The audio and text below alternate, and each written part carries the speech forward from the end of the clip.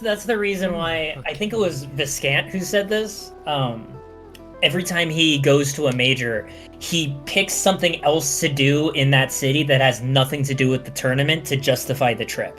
Whether it's like a concert or a restaurant he wants to eat at or something, right? That way, you're like, oh, I also entered this tournament, but I still got to have a lot of fun in the city by doing blank, right? Yo, that's big brain. That's big brain. Yeah. I mean, he won Evo. He's got to have a big brain. True. All right. We're live. Hi guys. Hey! It's me, Protagify. I'll be streaming today. Okay, let's see. This is Wednesday. Our semi-pro series, Msban number 58. We're almost to 60. Let's see. Do I have any announcements for you guys? 25 subs, we get another emote. What do you mean fix the title? Did it not save? Does it still have our previous title? Mm-hmm. Oh, that blows. Hold on. I have to redo the title? Oh, give me a moment. Oh, that blows. Okay, wait, give me 1 moment. Let's see. Dude, sometimes why? I'll push the mid button and Twitch will just be like, no. Why Sixbux Salmon? Commentary featuring Pride and G-Pick. Okay.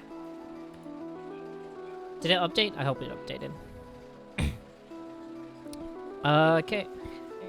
Anyways, this is our semi-pro series, top 8. Announcements. 25 subs, we get a new emote.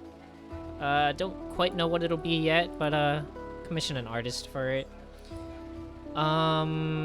Let's see. Oh, next week's HCS. It's gonna be Hoedown Championship Series. Endless only, Endless Abyss only, and you're only allowed to use specials, dash attack, and up smash. Whose idea was this? I have to know. MSP's. Let's go, MSB. You're a hero.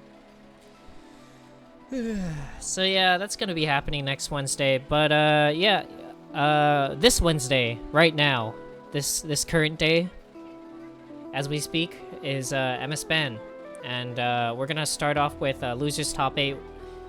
Here's my 2 commentators. We have Pride. Hi. What's up, guys? And we got G-Pick. Hello, everybody. Awesome. And we're gonna get right into Colossalmini versus Salmon. I'm gonna hand it off to those guys right now. Alright, sounds good. Alright, so we got Crag versus Upsa here, and I mean, G-Pick, you are an Upsa main. You wanna tell us a bit about this matchup? So I'm not the best person to ask because I'm just really bad at fighting Crag. My instinct is to always just disengage entirely, but then Crag gets to pull Rock, which Absa could punish, but you have to be closer, right? Within like the down special range. That's kind of more where you want to play the matchup when I've seen, as opposed to on the other side of the screen. But there's a reason why I am not, here in this top 8. I still have a lot to learn about playing the game correctly with my own hands. That being said, like I have seen this matchup played at like really high levels. There is a huge punish potential for Absa. There is also the ability for Crag with Rock Shards and Rock itself to like control space, which plus being in an online environment can make the counterplay for that a little bit more demanding for Absa. You have to be more careful about your positioning because you can't count on just breaking the rock as your answer when it's heading towards you, or parrying it. Yeah, especially with how light Upsa is, like one random opening from Crag could be really deadly for her. Mm-hmm. Oh, and we're getting started. Nice parry on the shards to begin with. So this is my first time seeing Salmon. I've seen Colossalmini play before, super solid Crag. But yeah, this is my first time seeing Salmon play. Oh! I mean, it would have been great if that down special connected, but that's just really tragic to challenge Absa off stage that boldly. Yo, Salmon, where you going? Uh-oh. Yo, Colossal That goes is- to him? The spike with the rock?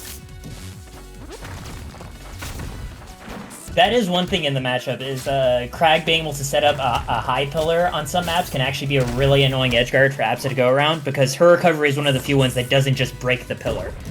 So she has to consciously line up a kick first or go over it, and that makes her recovery a lot easier to anticipate. What, the blimp actually catching the rock so it doesn't hit? Oh, good parry on that side B. So now we're in the opposite situation. So great edge guard there by Salmon, but I'm curious to how is Opsa's edge guard game generally against Crag? Because we sort of heard the other way around. A big part of it, like, in the distance, you still have, like, Cloud just being a very easy poke. But when Crag gets really close over the ledge, you have to respect the potential of going into side special, where the super armor can just go through and hit yourself. So sometimes Absa just needs to back off, wait for the side special, and pick up the punish right afterwards, which is what we're seeing now. Oh, just like that. Oh, is he dead? Oh, okay, great 2-star.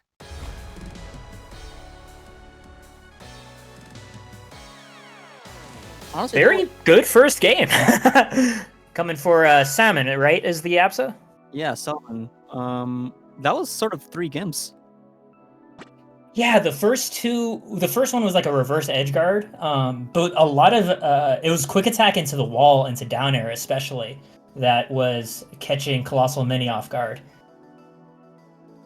Oh, but it looks like we're getting a character switch. Into this is Edalus. not the character switch I expect in this matchup. Yeah, yeah, So- I'm a little surprised too. Yeah, Pride? I generally hear that this is one of the worst matchups in the game. You know, I think when people talk about matchups being extremely one-sided, it's a little overblown sometimes, but this is generally one of the most cited examples of a very one-sided matchup. Opsa's combo game just insane in this matchup. Her ability to edge guard is simply insane. Oh! Okay. Getting the first successful edge guard to start off with, but this is the part where it starts looking spicy for Edalus, and that's just lining up the sweet kicks of Absa's aerials against Edalus. It feels easier to get the sweet hit than the sour hit on a hitbox this big. True.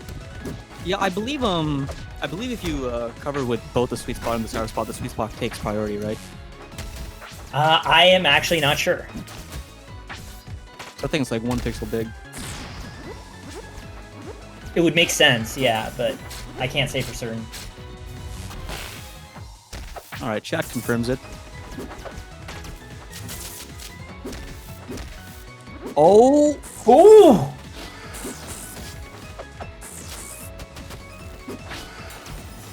Approaching with that up B, not getting anything off of it.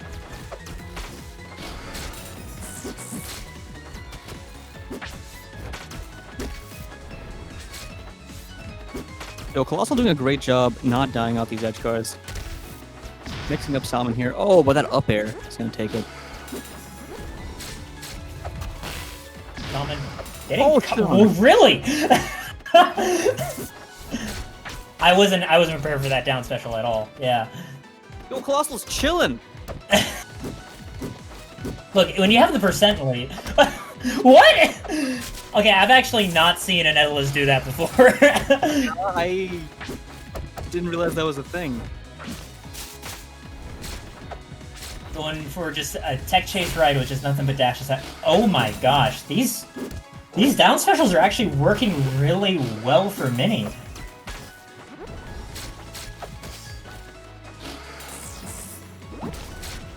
Are we gonna get this edge guard? Oh, good recovery by Salmon. Just barely out of range of the Dacus. Gonna still be alive, but can armor up. Oh, Colossal just controlling center stage. How's Salmon gonna get in? Oh, nice forward strong. That's kind of... Colossal got 2 kills, essentially, just waiting center stage for Salmon to... I am not pronouncing that fish name correctly. Salmon? Salmon, there we go. To go and... to just come in right at the center and then just responding with a really big swing. Just to catch that approach with just death. Kind of surprised to see that all come together, and also a bit surprised to see Colossal then changing back to the Crag.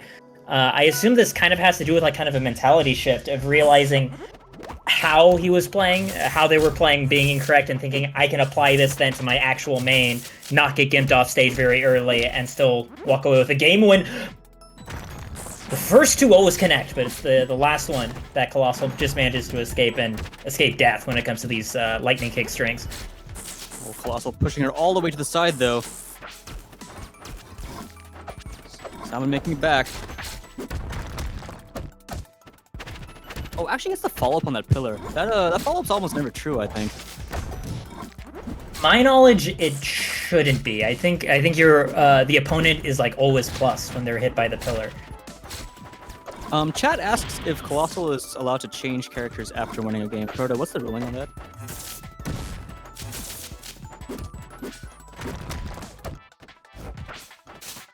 Okay.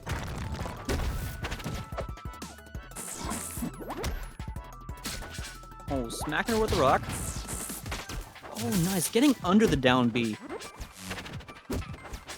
Yeah, trying to punish that, but just slightly too late, getting caught by that back tilt. Oh, that's dead. Oh, that double jump wayland. Pretty sexy there.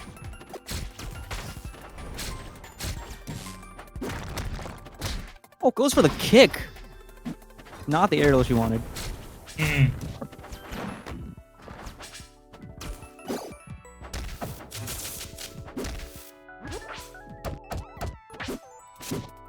Quick jabs to... Mashing out of disadvantage, like, I know it's one of the first things you tell beginners not to do, but like, it is actually really important to sometimes just keep jabs in your pocket, right? Just to keep your opponent honest when their string ends. Yeah, sometimes it's the rock and rock, paper, scissors. Mm-hmm. You know, it's pretty easy to bait, but sometimes you gotta call them out. Okay. Good upper to end that. Salmon up 2-1 now. Do you think we're gonna get a character switch back? I feel like at this point, the Edalus, like, you kind of have to bring it back, right? What? Okay. It's just going random. What's going on? What? I feel like I was set up. Mini, you know what DSR is? Kinda broke DSR here, dude. Yeah. Breaking DSR and going with an unorthodox counter pick here. I don't think I've seen Colossal play this character before. Unorthodox.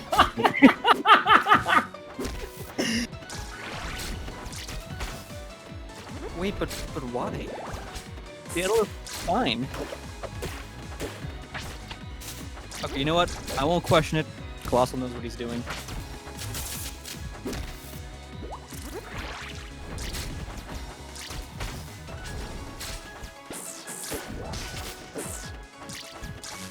I'm waiting for, like, Colossal to get stirred. Right now, it feels like Salmon's the one that's just controlling neutral. And so much of this game has just been Colossal just trying to land back to the solid ground.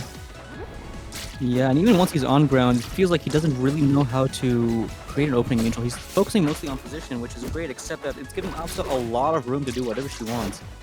Okay, good up strong though, taking the first stock actually, but... At 82% after the hit, I think. That's nonsense.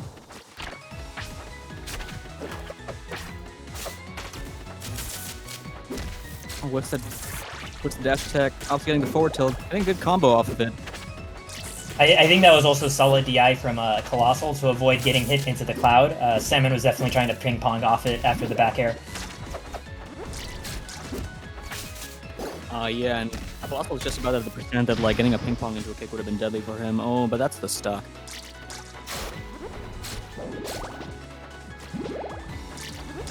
Colossal just trying to trap Ops on these bubbles, but Salmon kind of not biting.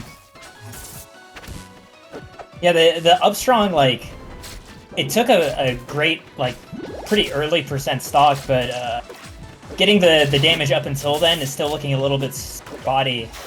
This is... I don't know. Okay, nice side B to make it back. Saber?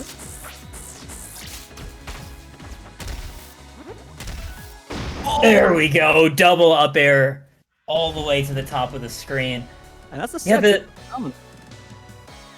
I think the thing about the Arcane is like so much of the neutral for Colossal seems to be droplet based, which is really good at controlling the horizontal space like right in front of Arcane. But Absa has the flexibility to just kind of hover around a lot too in neutral. I think that doesn't cover enough against this character, and like especially like with incoming like Nair aerials or something where it's like a rapid hitbox can also just shred through the droplet on the way to the approach.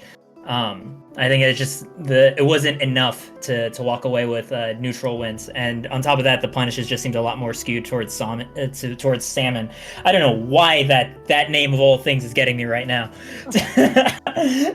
Yeah, no, Okay, cool. This is gonna be Fours versus Clarin.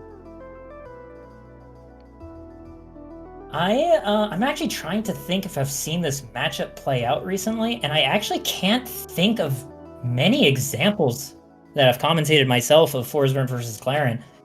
Pride, do you see this matchup much? I don't even see Forsburn very much, to be completely honest. I guess maybe like Soul Rifle versus Taco Cat or something is maybe something I've seen at some point, but no, I don't really see it that often. I think you're absolutely right. That part of that is just For's like declining popularity over time too. Oh, good parry. Oh, into nothing!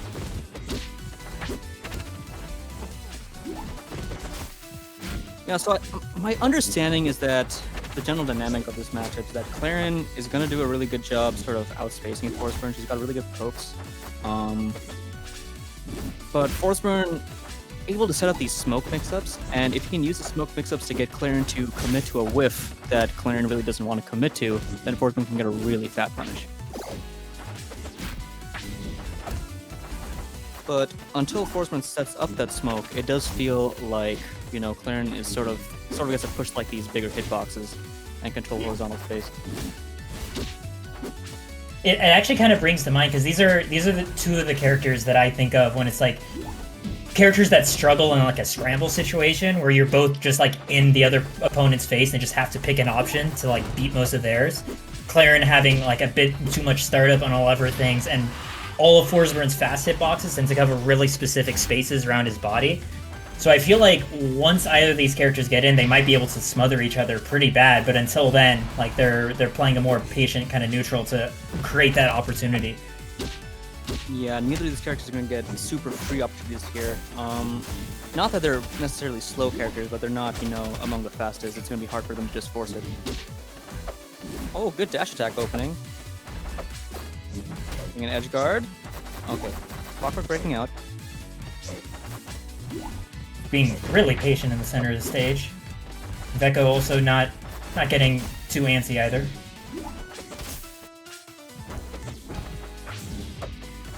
Oh, drops the edge guard there.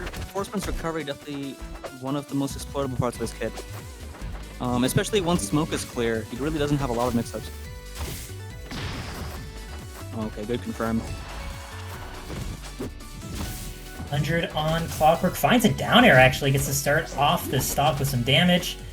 Oh, we got extra credit. Ooh, tries to parry the appearance. Sent off stage. Vecho, yeah, catches the up strong. I always get nervous with that cape hitbox, just sending them in a completely wrong direction for the dagger hit.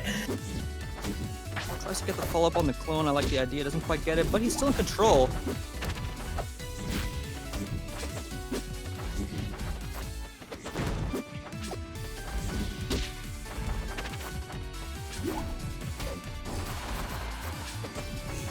Half the stage in smoke. Whoa, that up B managing to clear most of it pretty safely thanks to the moving platform.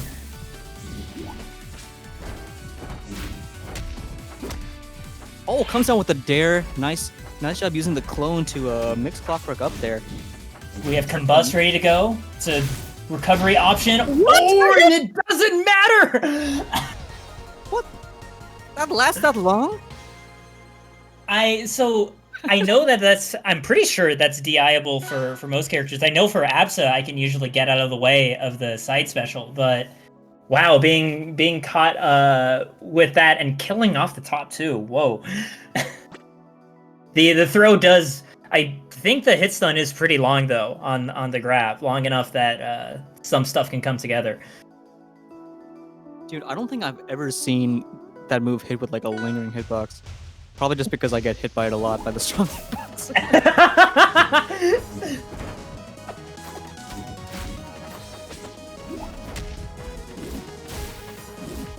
Alright, this is usually Clarence like this stage a lot. Yeah. Do you know much about Forsburn on this stage? I actually don't know too much about Forsburn. I know like Forsburns love like plat drop aerials and stuff, but I don't know if that would be enough reason to pick this over other stages, especially when we didn't see the bans, you know? Oh, yeah, true. Could just be a comfort pick, because like I know I just love like the soundtrack on these levels, so if I don't have another idea, I'll listen to Shovel Knight music.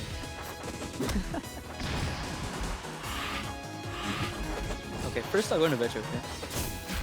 Am I pronouncing that right? Vecho? I think it's Vecho? Vecho? Sorry. Sorry, Vecho.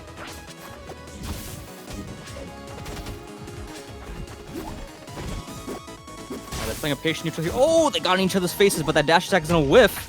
Clockwork's gonna take advantage. Yo, that side B edge cancel to get out of danger? That was cool.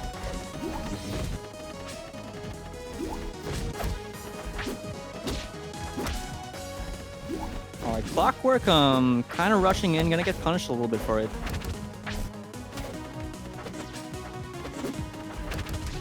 Looks like Clockwork's actually slowing down in terms of like, oh, grab into up strong, there we go.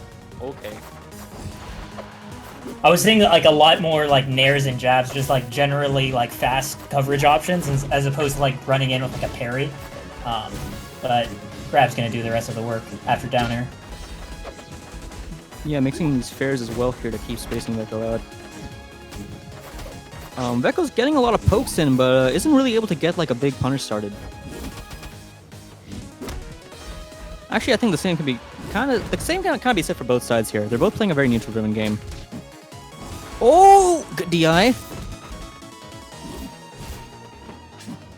I like the idea to back off, making it that much harder to cover the platform. Oh, what a plat drop fair.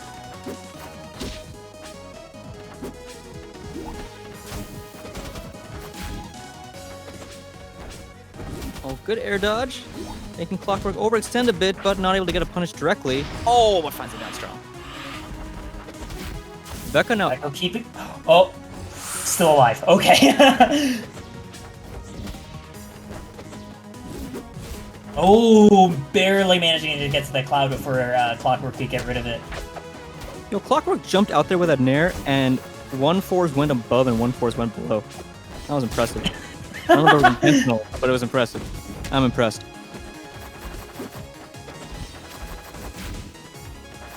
Oh, spamming the new wave dash sound effect. Psychological battle against Forsburn. Dude, spamming wave dash down is now the new teabag. You gotta make an annoying sound while you teabag. 81% on Clockworks. Ooh, Clockwork going for a counter. Not getting it, but no huge punish. Oh, but are we gonna get the... Okay, makes it back. Vecho is being so cautious with their spacing right now. So much patience here. Oh, finds the back air. Waits at the bottom. Once again, Clockwork aiming for that edge cancel. Uh-oh. And that's it. Catching that, I think that was a missed tech on the top platform. Just barely, and then getting hit with the back air right afterwards. Vecho having a strong control of the game the entire second round there. Yeah, that stage pick really worked out for him. It did feel that when So, in the middle of the game, it did feel like Clockwork was able to effectively space out Vecho. I'm not sure if he... I'm not really sure what changed. Do you have an idea of like what sort of change in the game plan there that caused Vecho to gain momentum again? Because it did feel for a while that, you know, Clockwork was just able to like space Vecho out over and over with these fares, with these jabs, just keep pushing him. So Vecho wasn't fully approaching. Vecho would approach to like mid stage, so to speak, right? And then stop there as if Clarence's sword had like twice the reach. And then Clockwork, I noticed like it would extend in those places just slightly, right? It wouldn't be unreasonable. But because Vecho had all that stage to play with, it would be easier to fade back out of the way and then get in that punish, right? Essentially letting Clockwork to put in a bit of movement work before striking. I think that's kind of what helps Vecho there. Gotcha, just forcing Clockwork to do a few more movement mix-ups and trying to make a read based on that. Kind of, yeah. Because, like, Claren has slow movement. Like, if you can force Claren to move, like, you might as well. And you kind of do her job for you every time you close the gap for her. Yo, into the soft bear. That's gonna get reversed. Oh, clearing all that smoke. Nice Nair. Nair really good for clearing smoke. Nair just really good at everything. That move's busted. I was thinking it. I was... Oh, resources were used too before the down air. Oh, man. Yeah, no way he's coming back from that.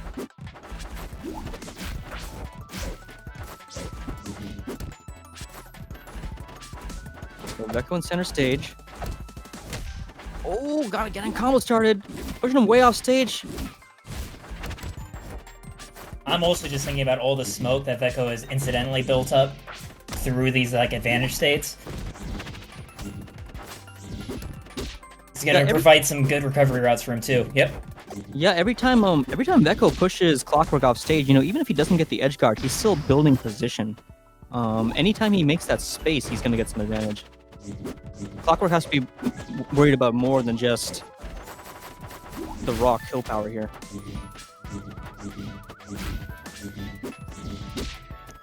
For example, it's going to incentivize Clockwork to go for faster recoveries. If they choose to go for, you know, slower mix-ups overall, that's going to be worse for them long-term potentially. And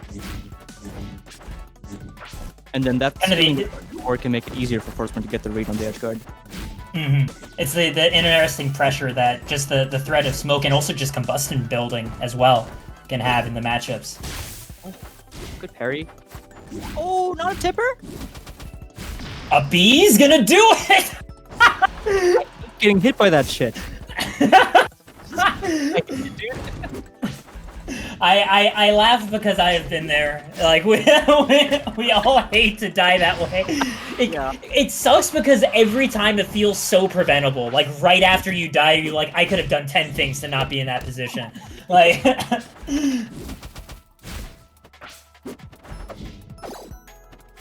Oh, Clockwork rolling right after the up B, not able to follow up. Oh, we got a whiff punish. Vecho's pushing it. 51%, Vecho waiting, using his clone as bait, but Clockwork still picks up a hit.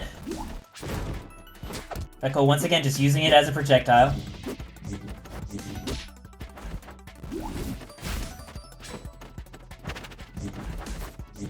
Backing off to center stage, going in with a forward strong, looking to read a tech roll, doesn't get what he's looking for, I think. Down strong missed. Oh, jumps in with a nair, gets it. What are we getting? Oh, good D on the grab. Still controlling the stage. Oh, that nair! Oh, Vecho sneaks back and gets the kill! He's gonna die for that? That DI looked like unprepared DI. Like, you assume that you were still gonna cover the option sort of thing. Like, dang. Because that was like straight horizontal. Like, that was rough. Alright, but that was a really tight game. Clockwork definitely in this to bring it back. We're going into game 4 here. Jules Veil, nice and neutral. Vecho up 2-1 right now. Yes.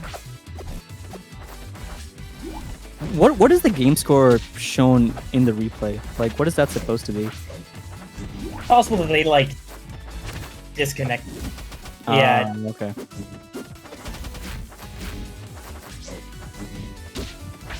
There was a decent Clockwork confirms. Oh, good clone usage. Stuffing that approach from Clock. Hitting both the clone and Force Burn at the same time. That feels great.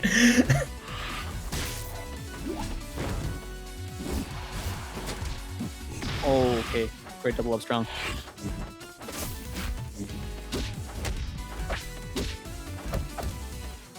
Yo, Vecho's getting a lot of mileage off these flat drop fairs. It's actually now scary being taken to that corner of the stage with Combust ready to go at this percent. Getting close to a second stock being lost on Clockwork's end. Oh, what? Was just a raw read on the fall? I guess his option covered. Yeah.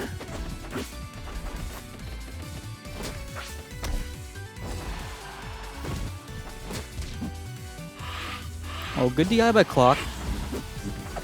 Making it back doesn't even have to really use many resources. Oh, but finding a Combust there.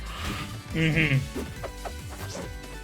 Things are really looking tough for Clockwork because Vecho's still like at 82%. That's not too bad at all. Like, you're gonna need a solid confirm to kill this.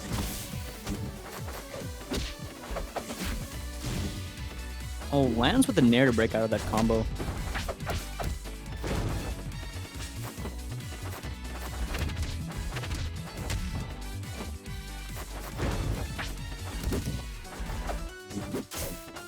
Alright, Clock breaking out of these combos a few times, with Vecho making the read after every extension to get another follow-up.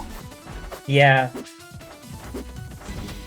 And like the amount of damage that Vecho is getting on their follow-ups, like even if this stock is lost, like that would mean that Clockwork would be at like 140, 150%. Oh! Huge! Good Parry!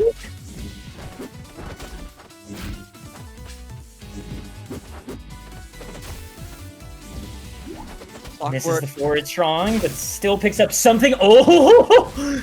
Oh, doesn't get the up special afterwards. Oh my god, Clockwork has the adrenaline pumping right now. There's a term in stock, but he's been thoroughly in control. Thoroughly. I can't pronounce words either, guys. Oh, there's the double up strong. That's the set. Good games. I was feeling the Clockwork come back too. I'm not gonna lie. But Vecho manages to pull it together, gets the up strong, and takes the set.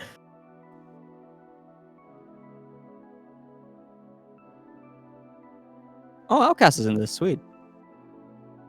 Are we good? Versus...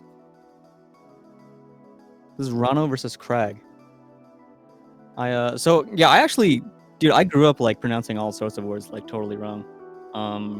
Because like my parents, like they have a bit of an accent, right? Because like they're which is, you know, that's fine. But like I learned the language of the house, and then I would go to school, and then I would say all these words completely incorrectly, and people would look at me just real weird. Just because like people with Indian accents, they stress the wrong syllable all the time. Mm-hmm. I was in 7th grade when I learned that algebra was not pronounced algebra. I have a similar thing. Both my parents were also immigrants, so like a lot of random words I was just pronouncing completely wrong for most of my life. I think the big one that got the most laughs is I keep pronouncing buffet as buffet. Buffet. Yeah. Just, you know, sometimes it all trickles down because it's gone through so many different accent permutations by the time that it's been taught to me that like, oh, who knows what I'm actually pronouncing it as. Yeah, indeed. To be honest, I think that sounds fancier. I might start calling it that. It sounds more French, right? It's got kind of a polish to it. Oh, eat him! Oh, and this gotta be right above Y's head. Yeah, Y actually catching the escape straight up, too.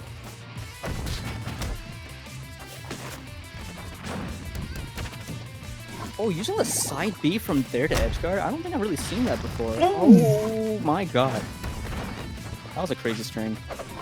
Yeah, I was not prepared for that forward strong at that moment at all.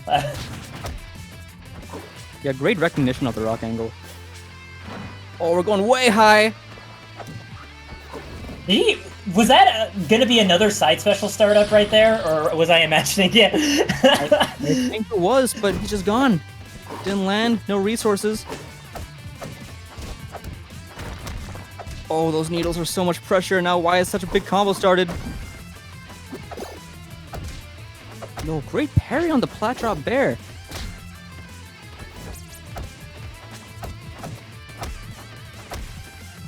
Y definitely big on this waveland-based movement. You know, Outcast. Y also looks eat him again. so prepared for all of these side specials.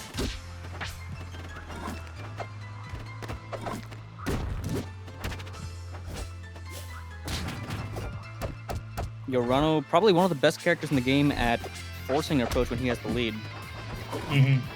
Outcast has to handle this carefully. Outcast does have the rock himself, though.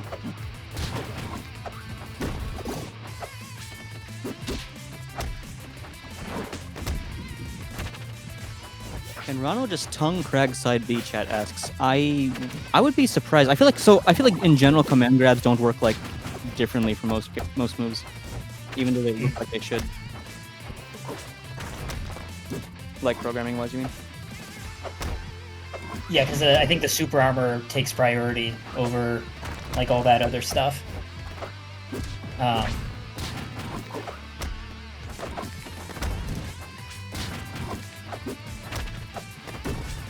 Yeah, I think in general, like, command grabs just act like every other move. They just like have a weird hit lag animation, hit pause animation. Exactly. There's no purpose to giving grabs actual different properties when blocking doesn't exist. So. Yeah. Well, to be fair, the way they handle like clearance neutral B is that they make it safe on parry, or they make it like a parry check, I guess. However you want to. Very true. But I think that's specific to that move. All right, why take? Yeah, because tongue has like the bonus parry stun, right? So some command grabs definitely handle it worse. So why taking the first game? Outcast choosing Air Armada as the counter pick. Smaller blast zones. I'm trying to kind of think the benefits of taking the stage against Rano. I guess part of it is I'm not as familiar with like Rano counterplay, so I don't know if there's anything specific here. I don't think it's anything specific. Crags just like the stage a lot.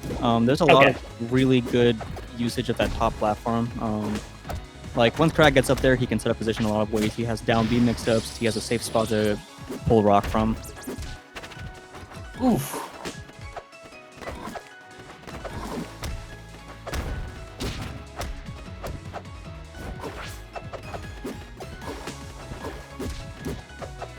Oh, jumping over the needles, getting an opening. Oh, but it's gonna get reversed on him! Gets up a pillar, gets broken, but manages to get back on stage. Outcast has their own moment to set up an edge guard. Oh, Colossal, how are you gonna get down? Oh! He doesn't, just dies off the top. And by Colossal, I definitely mean Outcast. I actually didn't even mentally catch that. I'm like, yeah, that's the name of Crag, right? Still early in the morning, guys.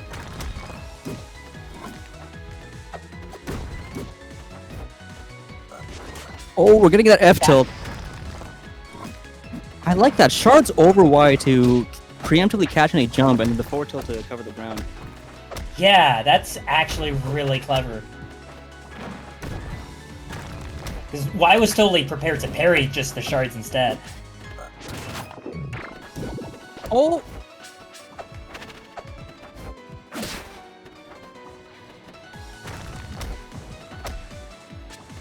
Are we gonna finish the food here? Oh, going way up with it, side B. Yo, that was a risky cancel. It almost worked, but why gonna follow up, take the stock? I respect that that recovery path, because you got to take those risks, especially when your pillar's already out there, like, and it's down at such an unfortunate location. Yeah, but why chasing down right afterwards near the top of the screen once again for the kill and putting himself up at 2-0. So we're gonna Blazing Hideouts. What are your thoughts on this counter pick here? So, I kind of am guessing this is like some sort of comfort pick, because I get kind of nervous seeing like any character with like really good aerials on this stage, because dropping through that platform and spamming those buttons just sounds fantastic, and that's what Rano has like a ton of. Oh, no, what? That was just an SD, I think. Yo, did you just try to slingshot off that rock? That was cool. He definitely did. Quite work out, but it was cool. Oh, eating him again. Getting hit by a lot of these side Bs. that like the only time in like standard play that Rano can be pulled purely horizontally with tongue? I guess so. I don't think I've ever seen that otherwise, yeah. Huh. I assume if he does it on the pillar just breaks. That's what I'm assuming too, yeah.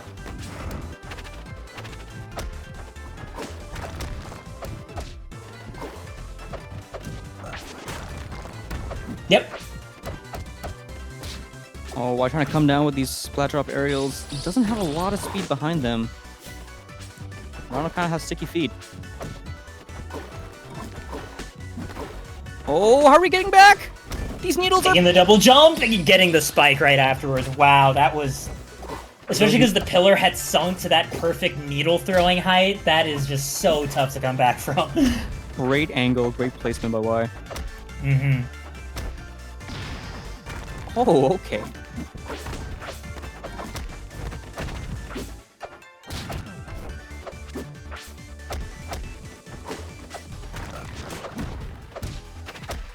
Okay, quick up B, break out of that. Outcast just fighting to stay on stage right now.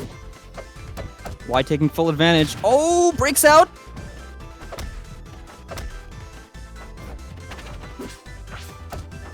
Y actually at a percent deficit, but starting in edge guard, Outcast gets their way back on stage, gets a forward strong.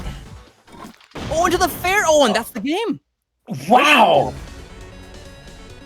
Outcast putting themselves on the board, 2-1. On that stage I don't want to rain on the parade here, but I'm also just thinking, why did SD at like 20% at the start of that game? That is fair. Yeah. But I mean, the fact that Outcast still kept that lead together for the entire game, that is still a good sign. Yeah, it did feel like he's, especially last stock, he kept his composure really well. But now we do have Y on his counter pick. Although it does seem like he's choosing a pretty neutral stage to go to. We're on Julesville.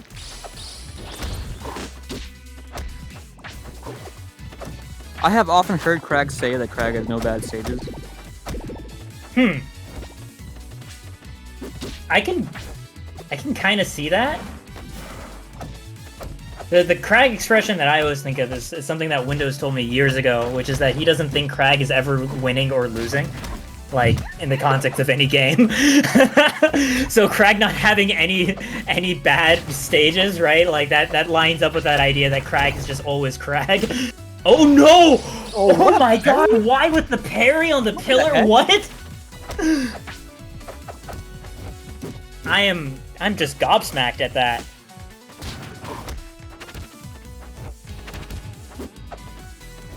Oh, coming down with that nair. Oh, good parry, and that's from the Galaxy.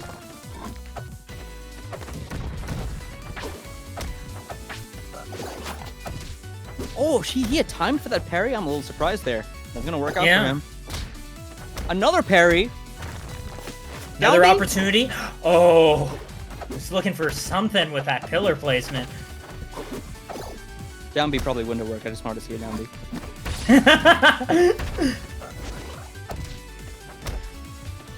I'm a little surprised by the choice of up tilt, but okay.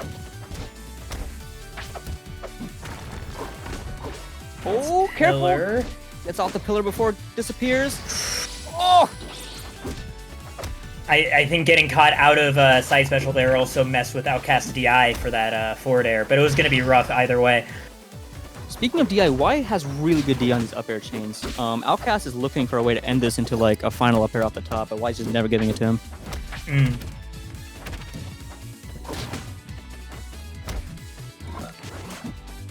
Yo, what's gonna happen here? Oh, okay. Not really sure why you hit the rock there.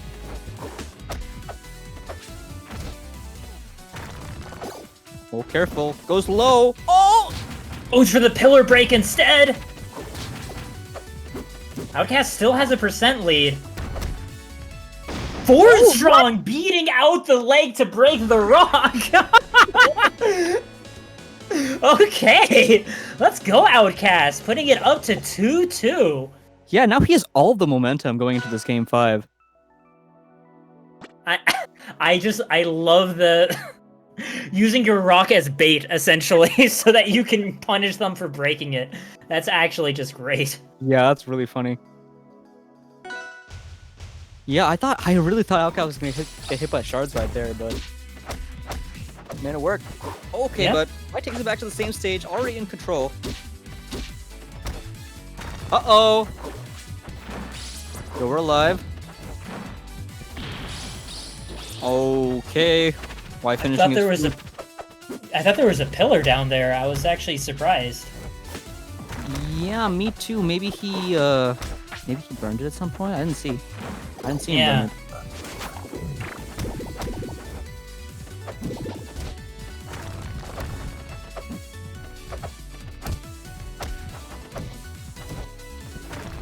Oh, pushing Outcast way off stage again.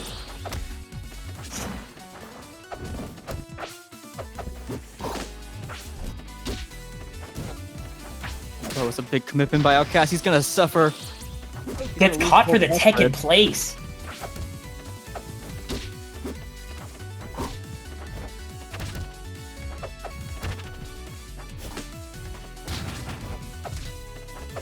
All these nairs are hard to break through from Outcast.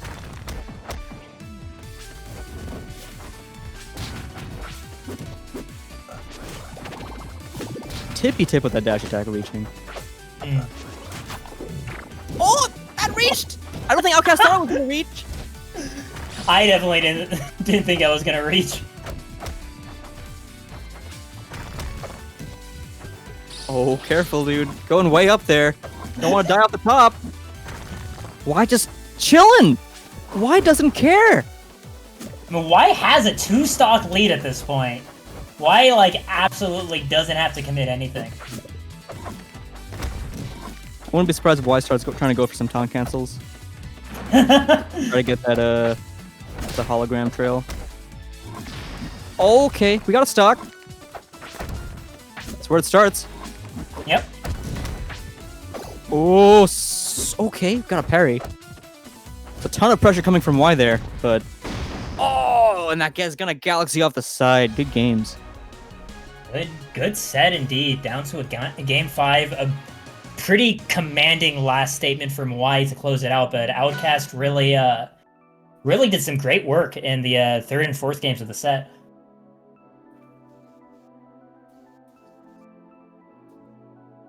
Oh shit, this sounds hype. Both these players I've definitely seen a lot at PX, and they're both really exciting to watch. We're gonna have Maple versus Orcan, guys. I have seen a bit of Pasty. I think at the latest the spring break tournament, Pasty made it to I think like 9th place. But I haven't seen Sixbux play. Sixbux has a lot of pretty good placements recently. He's made some. I think he's made top 4. He's made top 4 at least once at Rival South, maybe more than once. Got some good wins under his belt. So this is West Coast versus East Coast here. We're getting into it. Oh, and right off the bat, Sixbux starting with a combo. Oh, trapping him with the bubbles.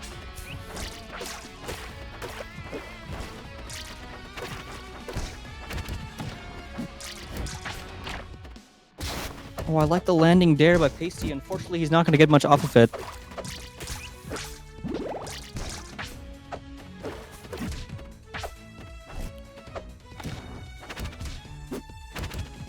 Oh, breaking out that up air, but Pasty just keeps going. Yo, what microspacing to get out of the range of side B? I'm really impressed right now.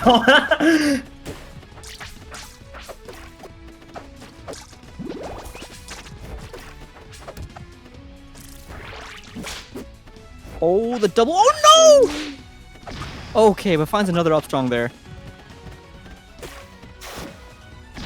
Okay, Down tilts up strong.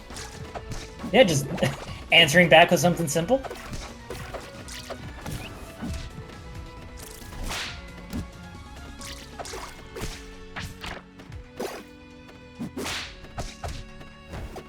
Yeah, that down tilt was a little bit slow for a follow-up, and a little bit telegraphed. Good parry by Pasty there. Oh, we're getting so much damage. Sixbux got a few hits in, but not able to get something big started. I do like the way Sixbux used the puddle to open up the angle of recovery. But still getting caught anyway after the bubble butt. Sixbux slowly getting further and further behind.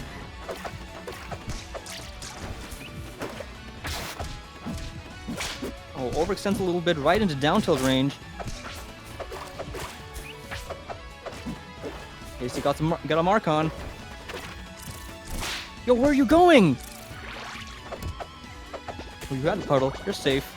Oh my god, what are you doing? You're crazy.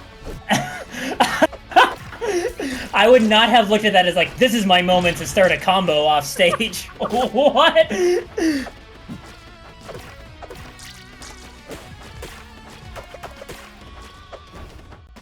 know, Sixbux down %, but he's in control right now. He's got center stage. He's winning neutral.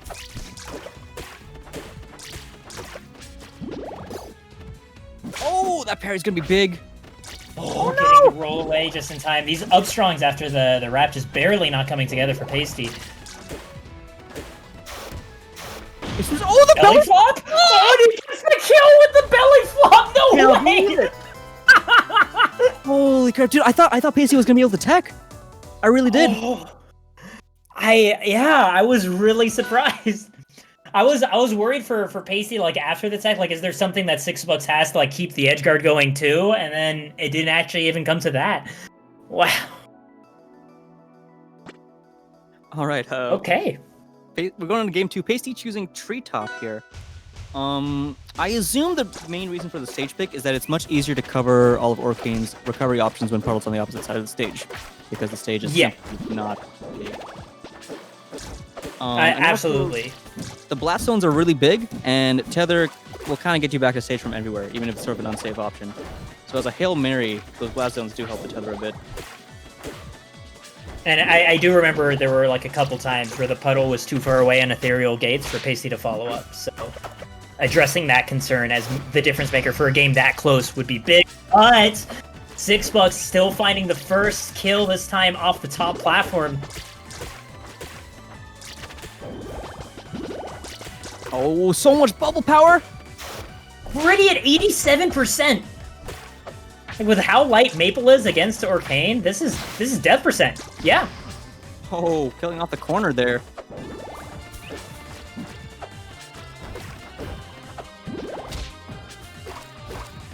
I'm not sure what the purpose of the bubbles in the corner were there. Pasty was solidly center stage. Gets the punish on the top platform. You gonna get this edge guard? Okay, one on the board.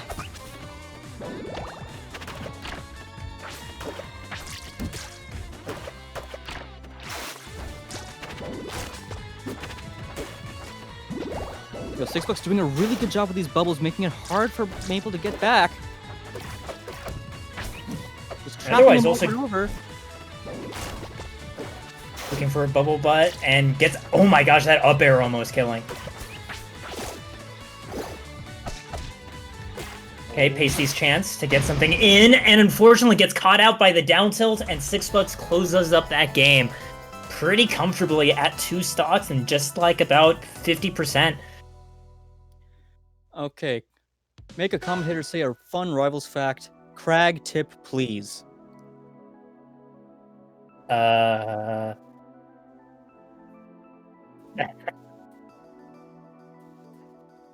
Are any facts about Crag fun? I think this is a more philosophical question.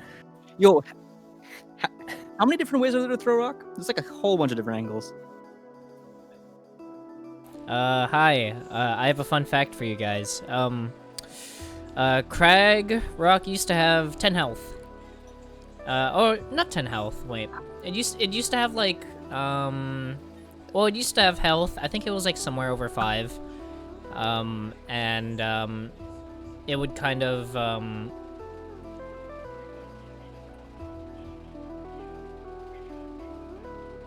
it kind of worked how Stillflower worked.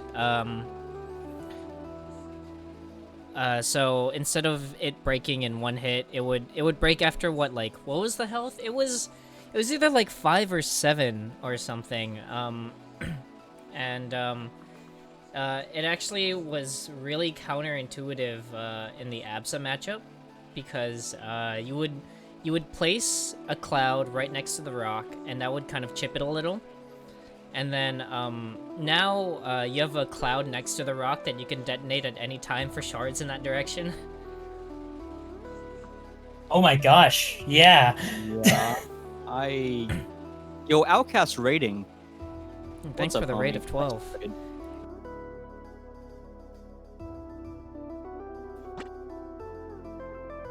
I'm so happy I don't have to play that version of Crag anymore. There's a lot of things that I hear about old rivals that I'm happy I don't ever have to deal with.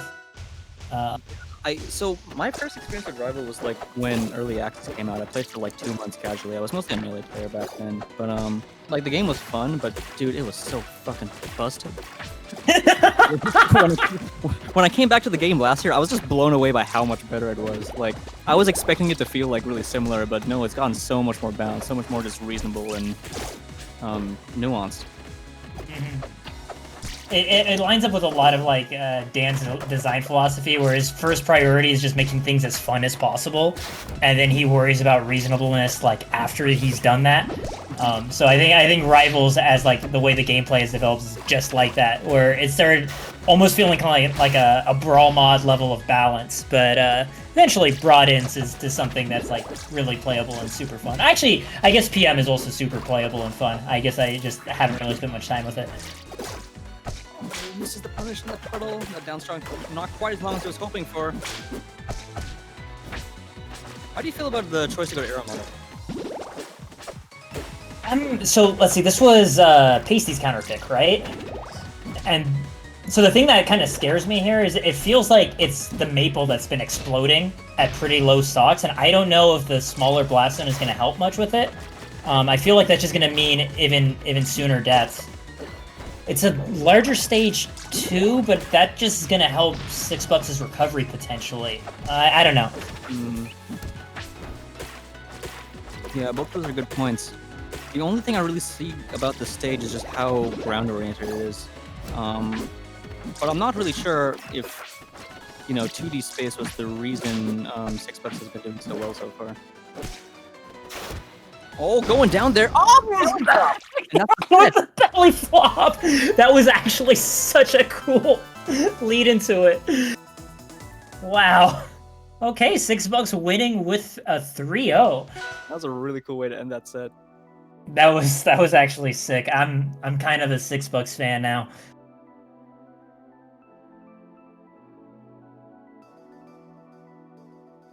So next we got Losers Quarters. So these are two faces we've actually already seen. We're seeing Vecho going up against Outcast. It's gonna be Forsburn versus Crag. I generally hear from Crag that they tend to not be a huge fan of this matchup, that Forsburn tends to do very well with this combo game.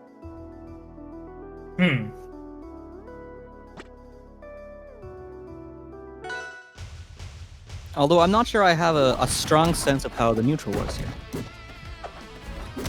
Right off the bat, Outcast getting in. Oh, that down B to catch the jump!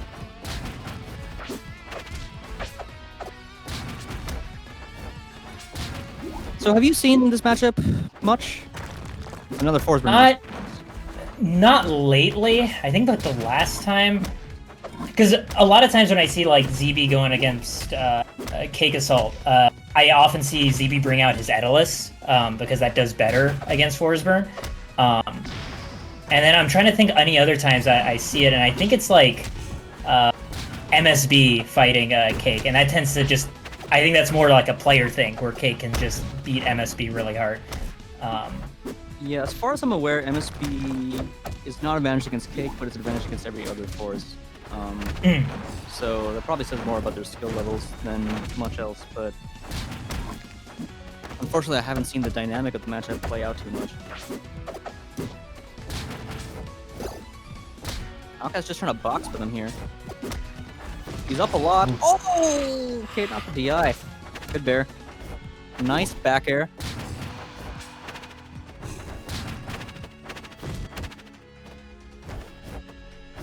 Outcast taking a tip from Windows Crag here.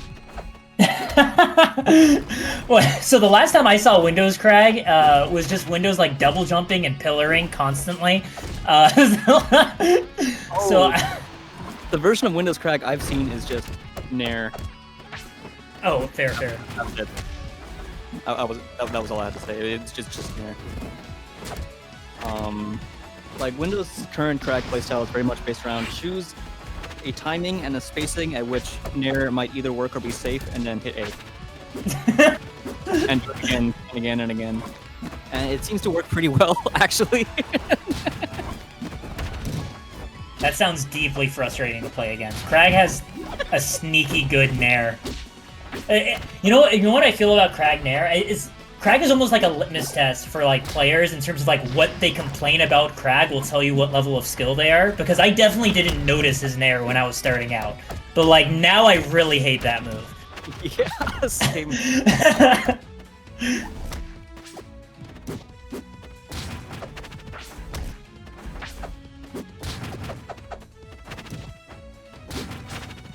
Yo, this is last stock. They're basically tied.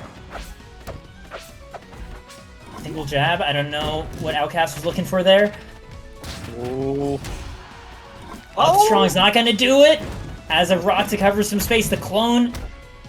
Uh-oh! Forward air is gonna take right to the corner. Good DI by Vecho. Vecho though, still in it. Oh my rock god. Interrupting the clone. Oh! Not gonna be able to make a new one. That clone icon was still on cooldown in that after that interruption. Great So job of Outcast. keeping it. Yeah. That was real close of a game. So we're gonna get Blazing Hideout then as the counter pick for Vecho here. That's interesting. I guess the platform is really good for smoke placement. You can pretty much cover the entire stage in 2 dimensions with this platform, I suppose. Which I guess that sounds really, really good. Plus, you know, forces got the flat drop aerials. Yeah.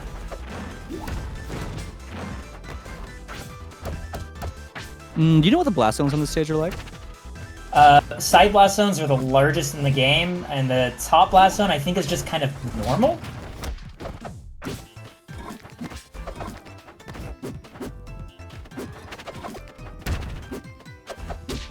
Both these characters have very strong options for killing off the side. I do wonder who that favors more. Crag probably gets a little more raw recovery distance. I mean, I would expect definitely seeing a lot more down strong as being the kill option for Forsburn on this stage to kill off the top. Makes sense. Actually, maybe even from both sides. Oh, that up air was so close!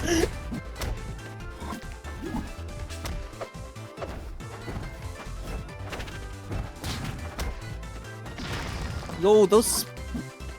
Okay.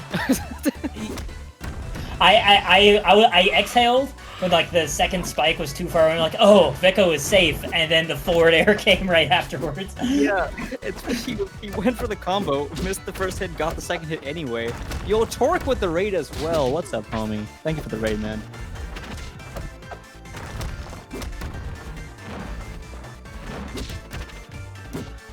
Oh, that side B protecting him from the flat drop fair.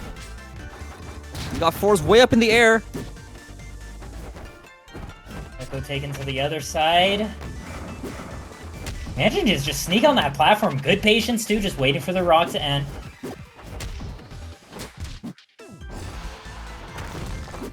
Yeah, that side B turnaround mix-up, that's a great way to keep people from parrying your side B reliably, but it really slows you down, and if your opponent just kind of waiting on a platform ready to whiff punish it, it makes you much more vulnerable.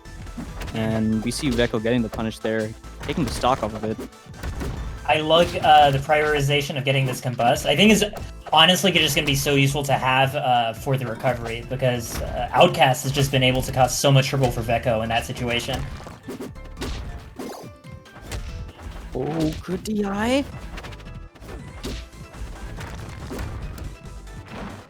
Yo, that back air hit Crag? I was surprised too. The combust barely not doing it. Uh-oh. 136, Outcast going for a high recovery. Vecho looking for the clone to fish up a hit. And this is dead. No, it's not! Oh, it is, okay. Oh, Galaxy, but it did almost look like he was going to live there. Okay. Good catch. Tying things up 1-1. Mm-hmm.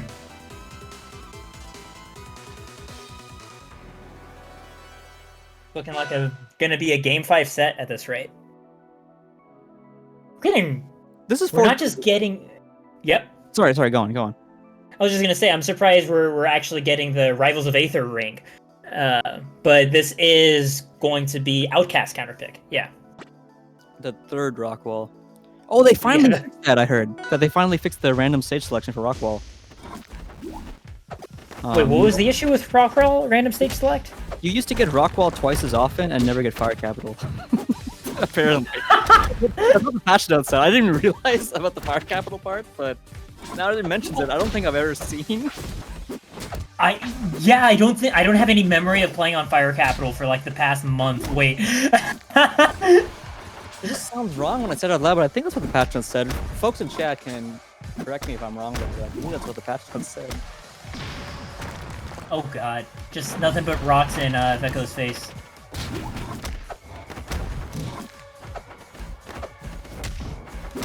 Oh, coming down from the top platform. Getting the opening. Oh, catching the landing too. We're still going. Oh, great use of the clone. Ping pong. I love to see it. That is like the reason I've sometimes been tempted to like play Forsberg. It's like it's a cloud, but it thinks. And then I realize the cloud can get hit, and then I'm not as into it anymore.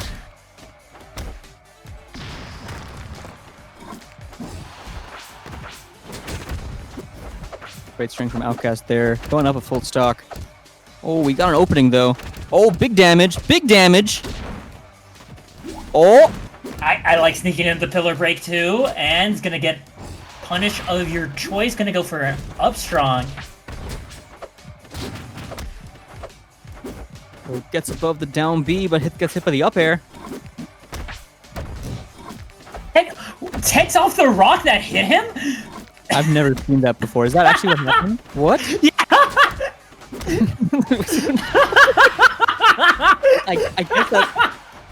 I guess it makes sense that's possible. I've Like, never seen that before. It's so specific to that exact moment of like the rock about to touch the ground, but that's hilarious. Someone clip that, please. Oh, off the top! Oh, great DI. Yo, Vecho making a hell of a comeback. This is basically a tie game. Oh! Rough spot for Outcast. Going for a really high recovery. Vecho covers it the first time, but this time going for the edge, and this time Vecho's off stage. Oh, Getting caught. Yeah, finds the up air on the pillar landing. Not the normal pillar, the Rockwall pillar. Yeah, that was just solid option coverage too, because like the clone was still hit as well, just to make sure you got both of them. And was, or rather, clone was hit and then still had the time to react to the end of Vanish for Forsberg. Good stuff, Outcast clutching it there, but Vecho was making a hell of a comeback. He's got a lot of momentum going into this next game. Mm-hmm. Yo, what is that book that the Lover's Skin holds? The Lover's Forsberg skin. Is that like I believe that is Forsberg's poetry. He's a poet? He writes very angsty poems, yes. About shadows and darkness and like the wounds of his soul, etc., etc. It's the Death Note. It might also be the Death Note, yeah.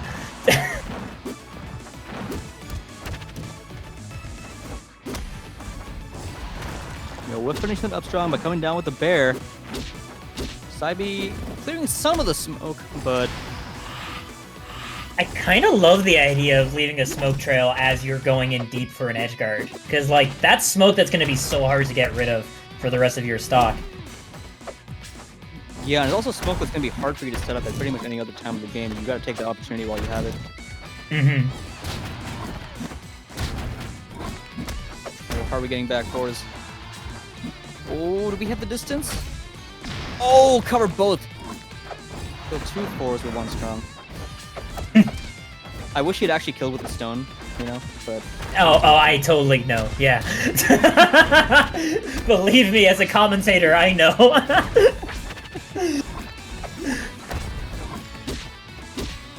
Uh-oh, caught with the rock. Okay, manages to lose it, doesn't take too much damage for it. I'm curious if Forsberg has, like, infinites in that position, because I know some characters do. Yeah, I'm not sure what it would be for scores. I guess like Nair's multi-kit, I don't know how reliably it would string in that situation. Mhm. Oh, how are you gonna get back? Oh, this is so Make it to... I think he used his wall jump on the pillar accidentally. That's so unfortunate.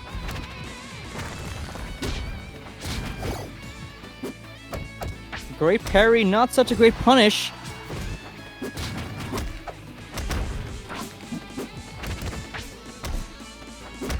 The Nair into the down strong. Not gonna catch the landing though. Outcast gets an opportunity to pull a rock. Oh! Catching Outcast leaving the pillar at just the right moment with the down air. Send him right off the edge of it. We're even stocks. But this is tournament stock for Vecho. Gotta pull it together right now. Got a lot of percent on him. Oh god! Oh, and that's the set. Yeah. GG's. Great stuff to Outcast. Great stuff to both players, really. Honestly, most of those games were really, really tight. That was a super fun set. Yeah. I'm gonna be going to bed tonight thinking about taking off rocks that hit you. Like, I'm not over that entirely. It's entirely possible that tech was more like a missed parry, right? And an input delay turned it into a tech, but it's still just something wild. You ever commented on RCS Major? You just have dreams about rival sequences all night. Going through your head. No. Pasty and Salmon for the other end of losers' quarters. And then we're after that we'll be taking a quick break and then going into winners, not winners, just top 4 for the tournament. Winners finals. Yeah, that too. Yeah. All right, we got the Maple Opsa matchup here on Julesville.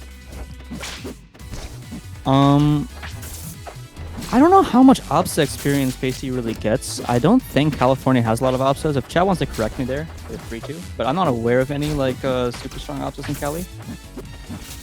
None come immediately to mind for me. Like the main sort of like Western Opsas I think of are Protagify and Seroas, and they're outside Cali.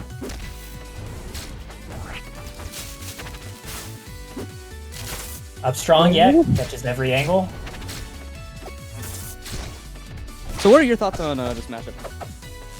So, I know, like, grounded movement-wise, Maple can be a bit annoying, because, like, Maple can actually, like, scoot under F-tilt 2 and stuff. So, like, the neutral here I kind of struggle with, but when it comes to, like, covering Maple's recovery, like, Absa is an absolute nuisance here, like, both because, like, offstage you just constantly can toss out clouds, and then if Maple is forced to use the tether, like, it is just up smash, cover every angle. Pretty deadly. Oh, good shorty though. How will Maple's edgeguard game on Upsa? Because generally, one of Upsa's most cited strengths is her recovery and her ability to just keep living. Yeah, like, I don't. My experience hasn't been like I felt like especially pressured in the matchup, but that just might be my level of skill. You know, like maybe I'm just not running into the right Maples. But like, just generally the amount of movement Absa. Oh, Nair. Oh no! Pasty, no! Oh, that's so tragic. I was gonna say like I don't. The sort of edge guarding that makes it hard for Absa is when you can cover multiple quick attack angles at once with like the same action. And I don't feel like Maple has the capacity to do that. Like, say, like a Claire and Nair can like just like jump up and down and like catch a ton of different angles just like that. Oh yeah, that's true. I guess Nair's got like Maple's Nair's got a few active frames on it. It's nothing like it's not like a real sex hit, I'd say. I mean, there's Lily. Like Lily is a persistent hitbox. I don't know to what extent it's actually effective at edge guarding here, but anyway, Salmon's gonna take that game. I was kind of surprised to see Pasty die there. Huh. I don't know, I just... It's Oregon.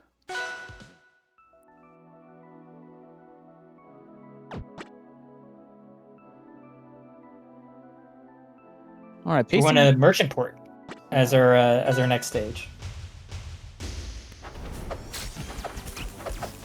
Lots of horizontal space to work with. Also can place Lily higher on a platform, maybe able to cover some higher recovery angles.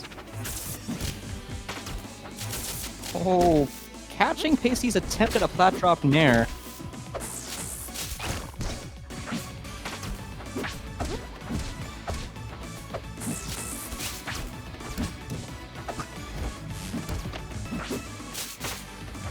Kind of poking each other back and forth. Doesn't get the follow-up there. Pasty finding an edge guard. Or this. I think Pasty is just waiting for some reaction. I'm not sure what it is that Pasty is looking for, but a lot of these strings are just ending very soon. Maybe he's just concerned about getting reversed? That's entirely possible, yeah. Because Absa, you know, Absa's got phenomenal drift DI. A lot of the combos that would work on most characters, Absa can kind of just like float out of sometimes, and if you're not prepared for it, you can kind of end up overextending in situations where you don't expect to as a not top player. Especially, one thing that I've seen happen a lot, especially if the Abs is at lower percents, is like, not only do they drift out, but they can kick you in the face with a forward air that like sweet spots and kills you. Like, that's super rough.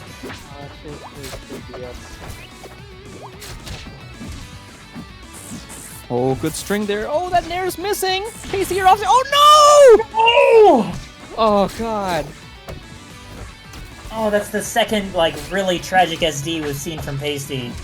Oh, man. Oh, okay, but Pasty evens up this game. Yeah, Pasty keeping his composure, not letting this get to him. Oh, right there we got a reversal. Definitely thought Pasty was going to be able to follow up there. Oh, good parry.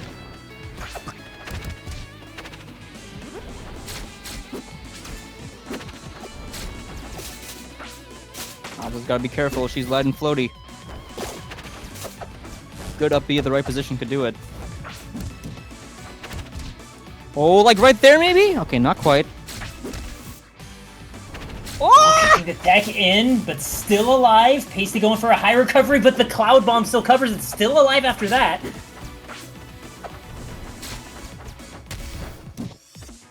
Good stall with the down special, avoiding the up air. And this is actually going to force Salmon to use a bunch to get back on stage, but it's fine! Wow! Yo, I like Pasty's idea going for that up strong, but does it a little too late. Salmon going to call him out on it, get into the startup frames.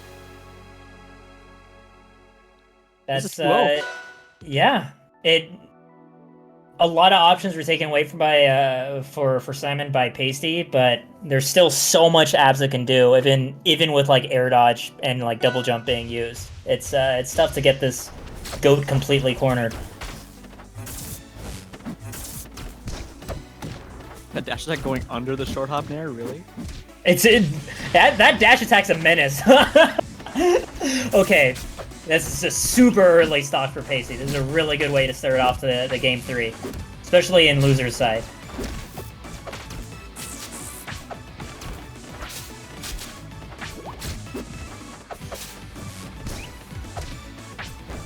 So much pressure right now from Pasty. Oh, tries to get a bait on the dash attack, just spaces it barely wrong. He's gonna get hit himself, but he's still in control. Oh, double up air! Not quite. Boom! Whip it good. Oh. Ooh. Oh. A little too far. I do see that happen a lot. I assume most of those are just supposed to be like turnaround up strong instead of dash up strong. Maybe I'm wrong there, but I feel like I see this from Maples in general. That like weird cross up strong that happens sometimes. Yeah, like this, we saw the same thing happening to Pasty against Sixbux, and I'm pretty sure I've seen it happen to Hoppy a few times as well. Not sure what it is either, but... Oh, great kick. Does he even have resources? Oh, he's got the air dodge. Okay. Yo, Pasty up a stock. This is the first like really big lead Pasty's had this set, I think. Oh, this could be the game? Yeah! Gonna chase right to the top last zone. Dominating. That was incredible, yeah. Pasty got a really good like kill within the first like 10 seconds, and then just kept the momentum up for the entire game. But this does mean that it's Salmon's counter pick now, and this is being loser site. Pasty can't drop any more games going forward.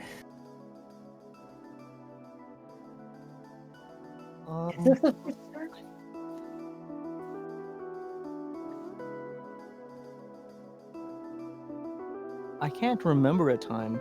I think this is the first tower.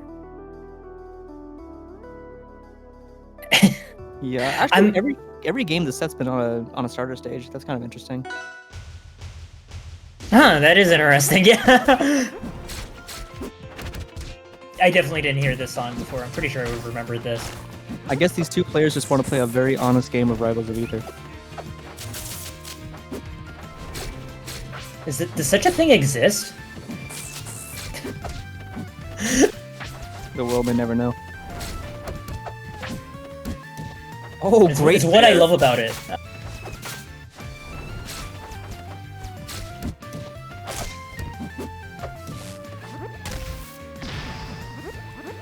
Okay, finding the up tilt up there.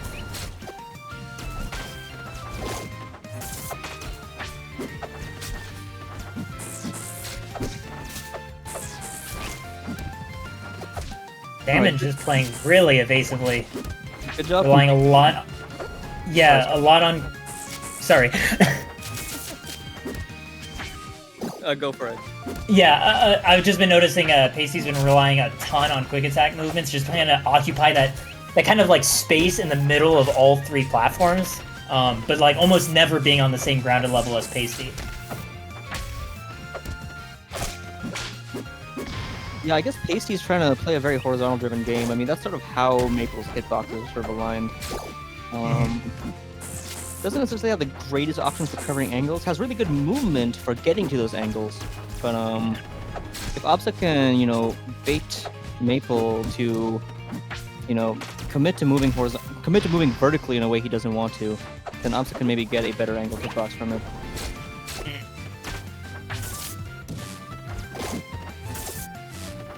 Oh, we got the iframes from Lily, controlling center.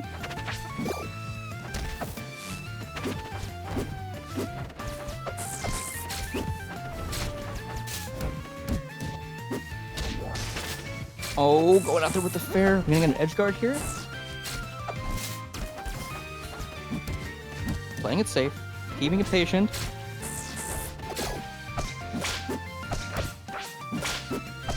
Ooh, getting the tech chase, looking for the up strong into another one. Flip that. Nicely done. And that actually puts the stocks even. Pasty's still at a % deficit. Oh no, up tilts are lethal here. That's gonna do it. It's the set. Great stuff to Pasty out of 5th. Salmon moving on to top 4 here. Absa up tilt, man. It's just What a especially on tower, you manage to escape one up air just to land into another up tilt, and it's very, very challenging to deal with. But Salmon played amazing, really, really great movement throughout the whole set. Really, really clutch plays too. So I'm pretty happy with how all these sets have been turning out. Yeah, honestly, we've been seeing some really good play from all these players. Great stuff. Okay, looks like we are gonna do a quick 5-minute break before we move on to winners finals and the rest of the tournament. So go get a snack, go get a drink or something, and we'll be right back.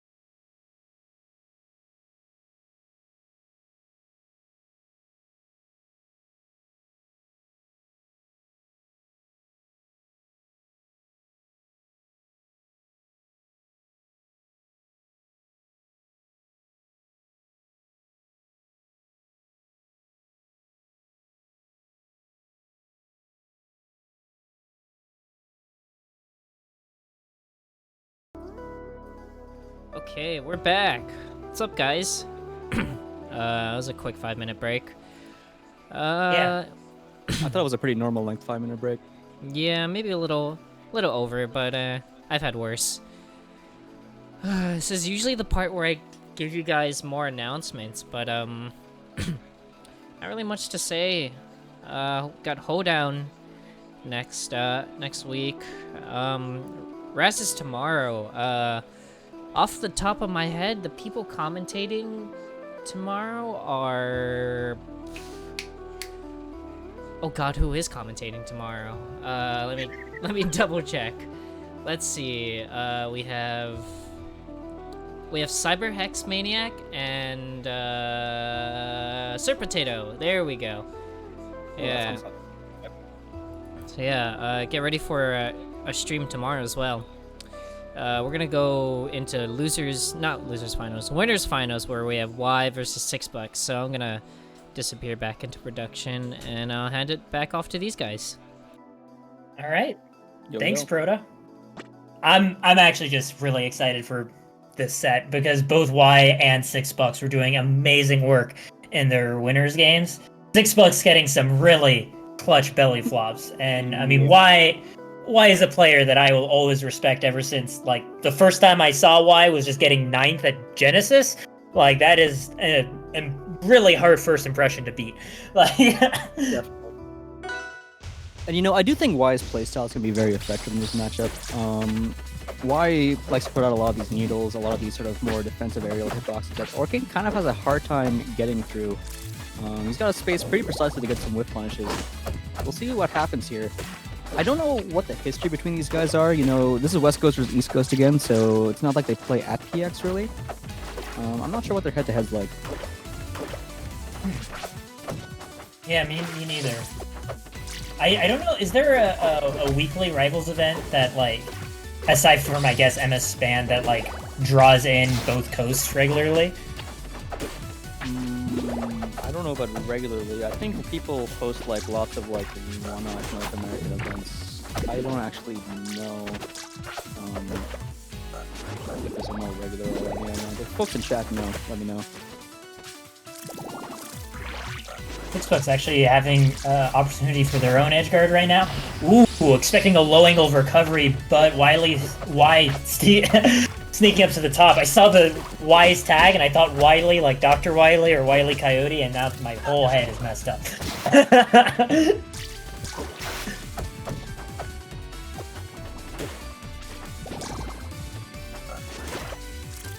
Ooh, good interception on the tongue! Another opportunity for Y. I like the back off, but down strong is just so fast that Sixbux can cover both options.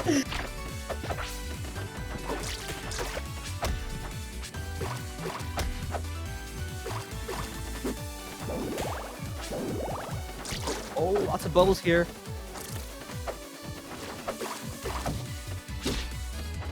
Yo, why is spacing around that side B in place, getting the punish off it. Oh, that dare from above, though.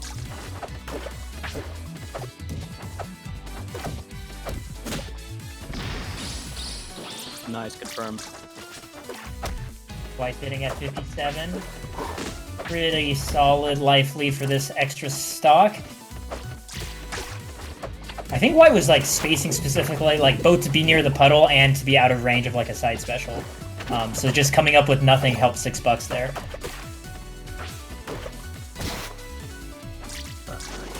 Okay, how many of the down strong?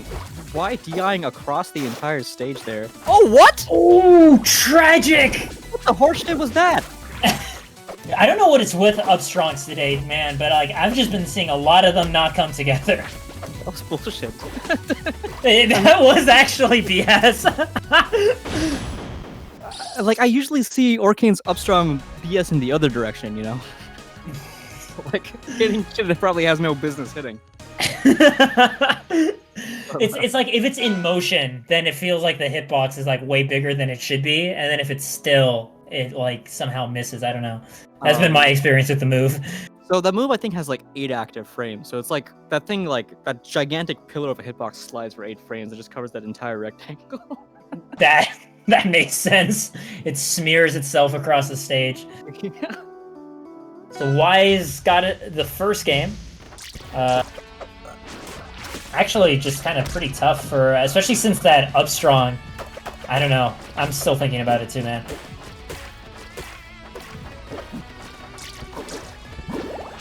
Alright, Sixbux starting out strong. Pushing Wine to a corner here. Oh, and finds the back air on that jump to the platform. Nice. Oh, what? It's actually Wise's turn now. Oh, jumps into the bubbles. Oh, good parry. Y once again looking for those needles. And also trying to beat out like the lower recovery angle just in there. Oh, eats him.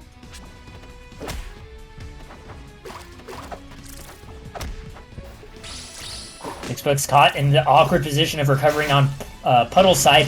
There is scoot forward and the up strong closing out, but 110% is not too much to work with. Yeah, the forward air killing there at a really tough angle.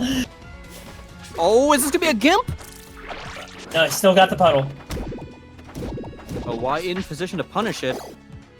Okay, gets a little too fancy. Gives Sixbux a little time for that parry. Row of up tilts there. Uh-oh. No puddle? Oh. Okay, finally gets one set up. Looking for a forward strong with it too.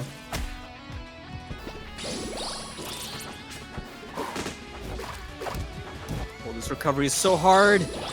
No puddle on stage? Yeah, that's... Rough stuff.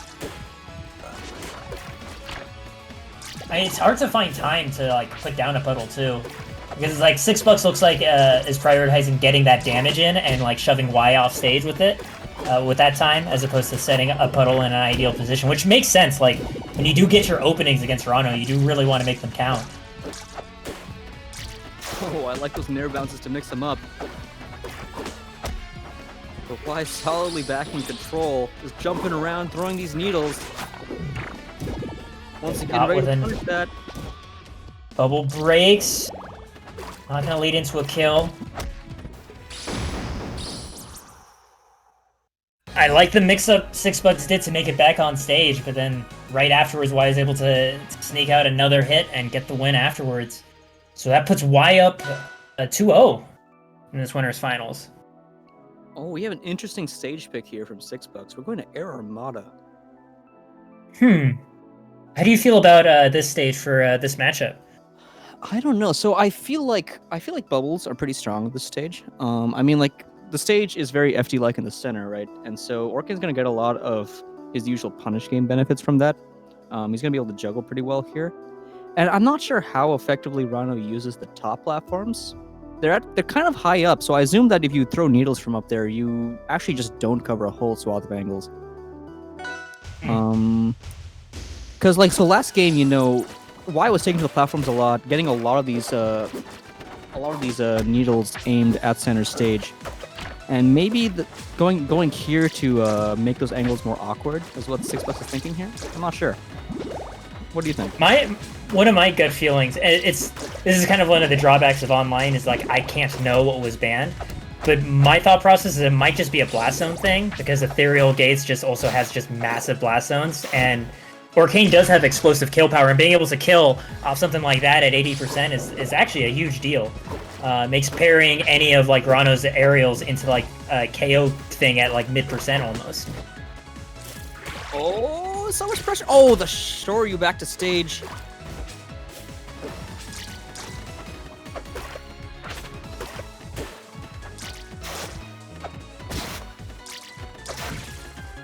Oh, hits him from platform to platform. That was scary, because that up strong was just about to come out, too. Oh, you know one other thing? The top platforms make it safer to recover the puddle here. You know, Y can't really position himself as easily to aim aside to get the puddle, depending on where it's placed. That's absolutely true. Yeah, that's a great point. Oh, catches the bubble butt. Nice call out.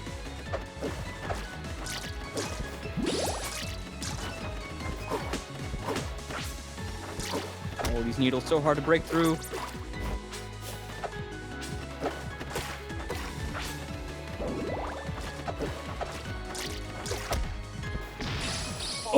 Okay.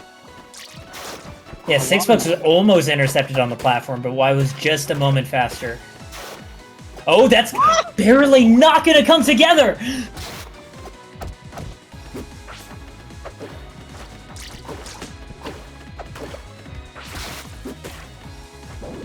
Are you okay? The very last frames of the dodge roll. Okay. Oh, what? Okay. Weird trade. Catching the drop through. I couldn't catch what hit that was, but it was a drop through something. Yeah, Discord glitched for me like at that very frame. Oh, what a comeback! And why is taking it 3-0? Good games. I actually mentally wasn't prepared for a stock to be taken at that moment. Yeah. Why winning very solidly, waiting in grand finals now. So we got ourselves now loser semis. The battle for 4th place is going to be between Outcast and Salmon. Okay. Crag versus Absa. While we haven't seen this head-to-head yet, we have seen this matchup. Salmon did play a different Crag earlier in top 8, Colossalmini. Did very well there. We will see how this goes. See how Outcast approaches the matchup differently. Mm-hmm. Sixbux confirming that down strong hit is up air. Hit up air, okay.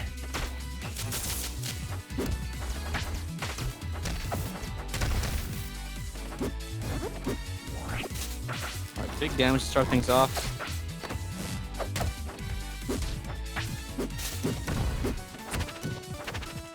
Yo, so right there, Salmon went for the, I don't know what you call it, the self-bomb, I guess? Like where he turns himself into a bomb?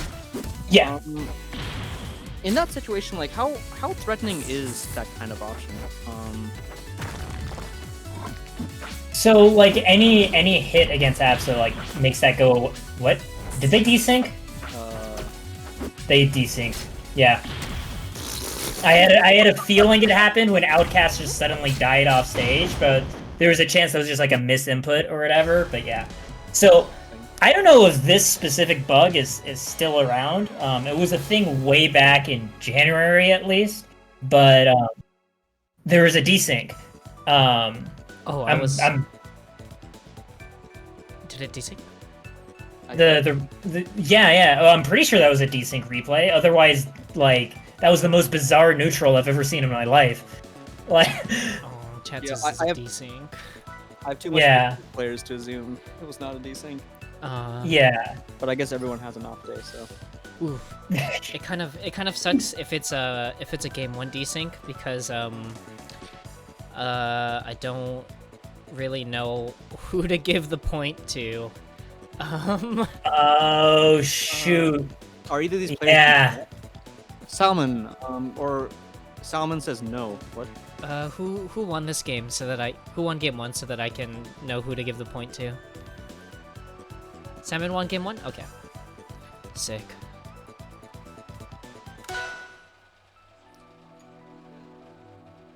You think you did? Okay, What? Oh my goodness. Outcast, are you in chat? What's the next stage is Spirit Tree. It's Spirit Tree, yeah. Did you win or lose the Jules Vale game for game 1? Spirit Tree sounds. Did you counterpick to Spirit Tree? Outcast won? Okay. Oh, okay. Alright, so game 1 goes to Outcast. Okay, well, gonna hand it back to these guys. Excellent, neutral, punish, and disadvantage from both sides, I'm sure. Just a top class game. Yo, what is Salmon's in-game tag? ABAP. All something are something is what I am immediately assuming, but I do not know what half the letters are. Yeah. All bastards are police. not quite the direction that's supposed to go, but I can work with that. As baller as possible. Okay. Nice.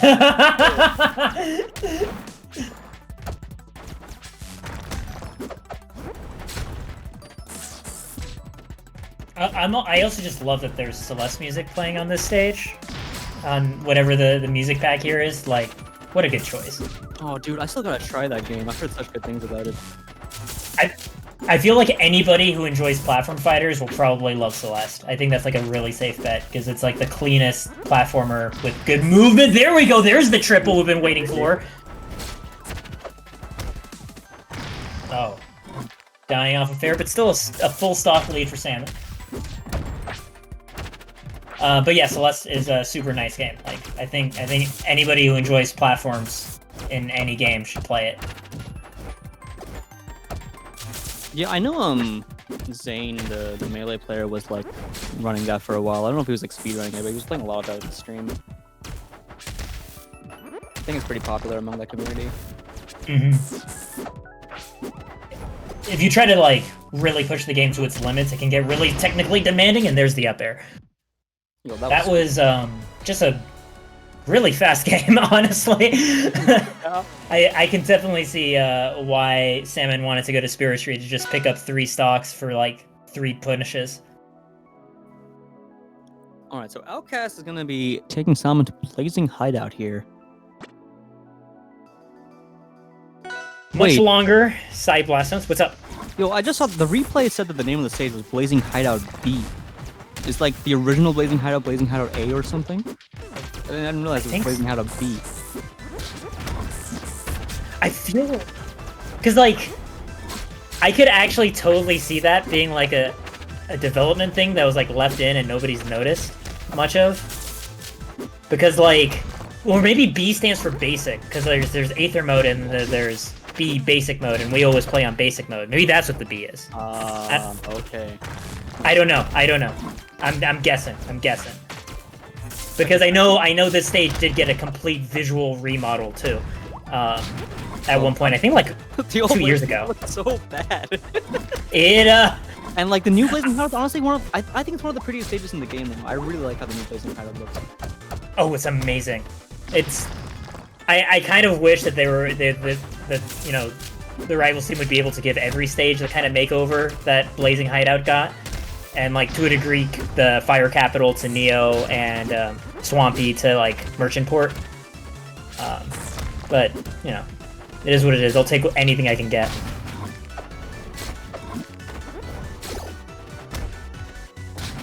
Okay, I think chat's complaining about my noise gate a bit. Is that better, guys? G-Pig, you can still hear me fine? Oh, absolutely. I can hear you. Yeah. Oh, no! This is the tech.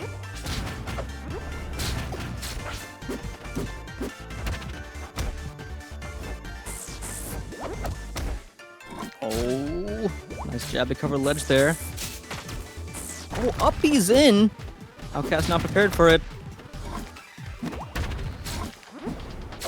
Yo gets right under those shards. Nice spacing. Good use of the Thunderline to break the rock. Salmon sent to the distance, though. And Outcast being so patient about... Oh no, did they desync again? They did. Hello? No. Pride is a little quiet. Is this better, Sixbux? What happened? There's no... I refuse to believe that was intentional. Not in a row. Who won that game? refuse to... Rivals of Ether has no issues. Yeah. It's the funny thing is it's Absa. Like, Absa's the most common culprit of this stuff. Okay. Wait, what do you mean by that? So I don't know if this specifically is like still in the game because I haven't talked to like Menace13, who I think was the one who pointed it out to me. But there was or maybe still is a replay issue where when Absa would kick Cloud, right? If it was just 1 pixel of like the Cloud's hurt box, so to speak, the replay would mess up and like not register it as a lightning kick or register it or something, and like that would cause a desync between the 2 replays because like for whatever reason the kick would play out slightly differently for the replay than it did in reality. What the fuck was that? Super specific, yeah. I don't store inputs. Yeah. So like, it has to do with something about the way that the replay mode plays out the game, like causes those inputs to produce a different result. Like I don't know what it is. I don't know whether or not it's fixed or not. I just remember it was an APSA specific thing, and also around that time, and even now, like APSA for whatever reason tends to get more desyncs. Like it's just, I don't know. That is really, really weird. Yeah. I guess the only option is to ban APSA from tournaments. You know, I think there's some merit to that argument. I'm interested in hearing Prota's thoughts after this set, but we can discuss this more later. Don't do that. No.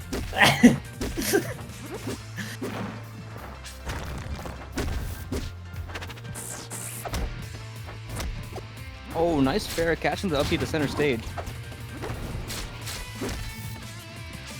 Synthesis in chat asks, if someone were to spam Cloud Kick, would it desync instantly?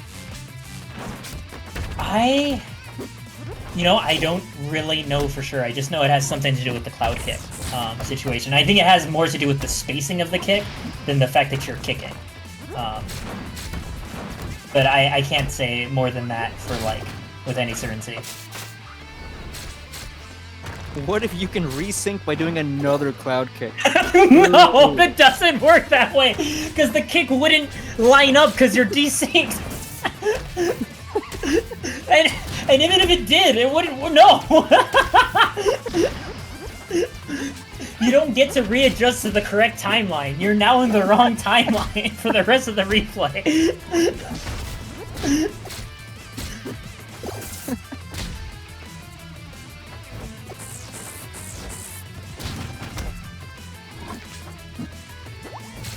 You know, a lot of percentage on Salmon right now. Gotta be careful recovering here. Oh, getting hit over. Oh, Galaxy on the fair. Outcast with the stock lead.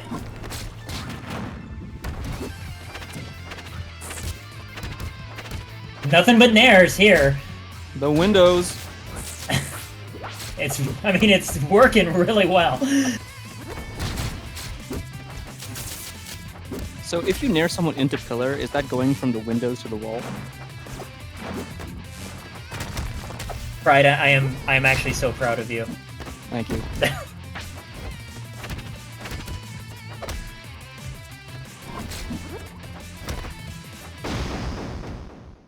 Okay, that was... Dude, these games are going so fast. Yeah, and like it's not even like the desyncs. What's the set count right now then? It's 2-2. We're on a game 5. 2-2. We've only seen half the games. I'm actually like I've been struck by like how in your face both players have been just like throughout the gameplay we've seen. Like this has been pretty aggressive. Okay, so I hope we don't get a desync for this final game. We're going to Treetop. Really small stage chosen by Salmon here. I guess it's riskier here for Crack to try pulling a rock or anything like that. And there's a lot of recovery room for Obs to play around with. What are your thoughts on this stage in this matchup, do you think? Oh god! I was gonna say, the large blast zones tend to be pretty great for Absa in general because her kill power is just so explosive that any additional life at the end of her candle, so to speak, is just gravy. Wow, that's a lot of mixed metaphors. But the fact that this is a smaller stage with how aggressively both people are with their space, I see both of them being fine with like the amount of space they have because they don't seem to want to disengage at all. Yeah, they're both really going in. Oh. Oh.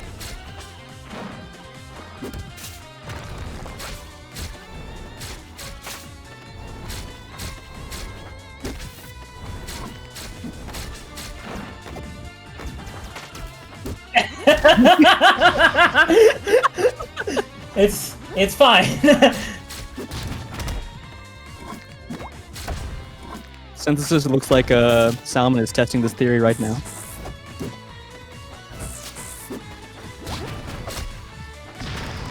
Ooh, good catch of the up air. Very nice. I think that's Salmon.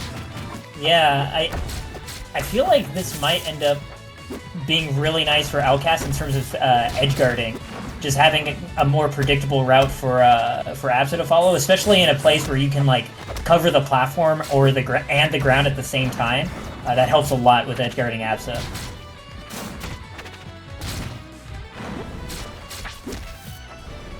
Oh, that Cloud actually like beating the end lag of side B there. His armor had ended. Oh.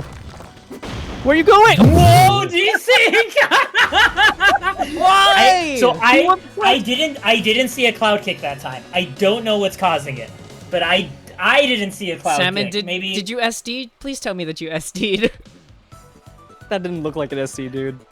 That was definitely not an SD. Who won the set? Hold on. I have a faithful recreation of who won the set. Yes. Let's see the faithful recreation. Thank you.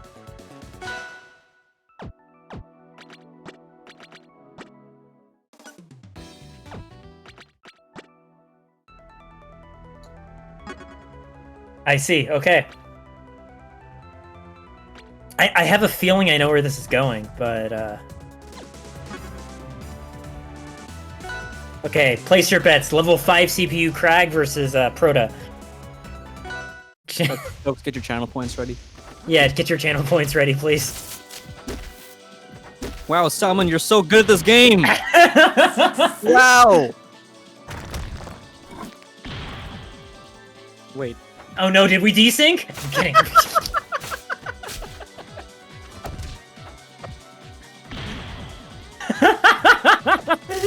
Wow, Salmon, you suck at this game!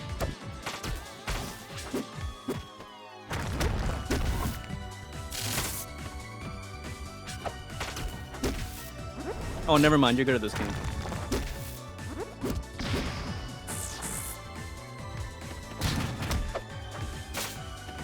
Okay, the pillar spacing to get the third hit of down special. We're last stock apiece, folks! Oh! 30 to 37. Crag fishing for these up tilts. Oh, getting the pillar get not quite. Salmon playing for timeout here. Even though Crag's up. Great edge guard. Incredible stuff by Outcast. Wow. I honestly don't even know what Absa could do in that position. Like I think that was just checkmate. All right, well, Outcast taking it 3-2 in a super tight Game 5 set, or something. That we could only witness half of. It was too good for mortal eyes. Oh, now we have a replay. I was like, is it gonna desync too? Oh wait, that means no more ups on the replays. So I think we're safe from desyncs now. Yeah.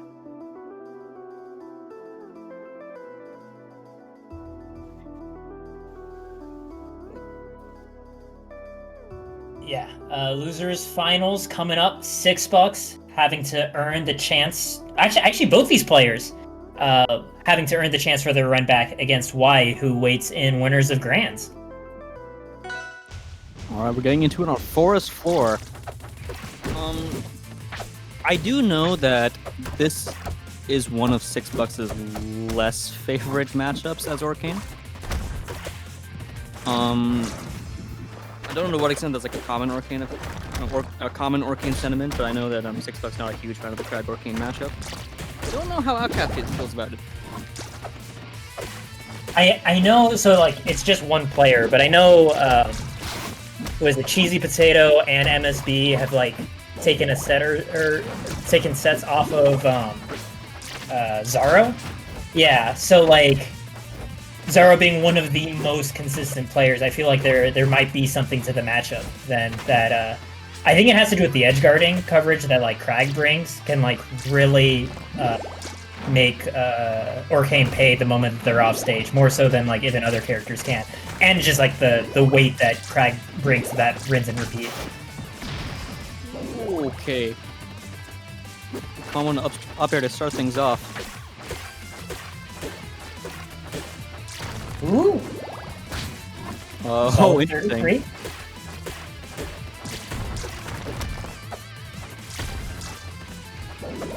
DI, no follow-up there. Oh, where are you going? Zip-zooping everywhere. Oh, no! Oh! Okay. Kicked out of the Orca jump.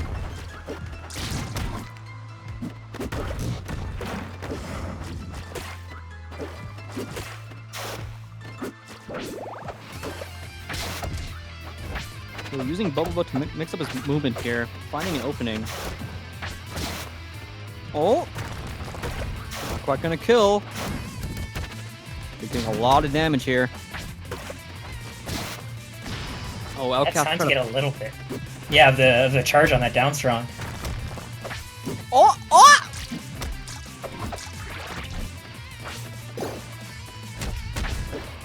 It's Oh, the tech no! off the rock. Let's go. And the pillar. Into the upper. Up there, Oh! no, out of range. Okay, Pillar there we getting go. the way once again. Okay. From the DI, it looked like Sixbux was trying to get another pillar attack too.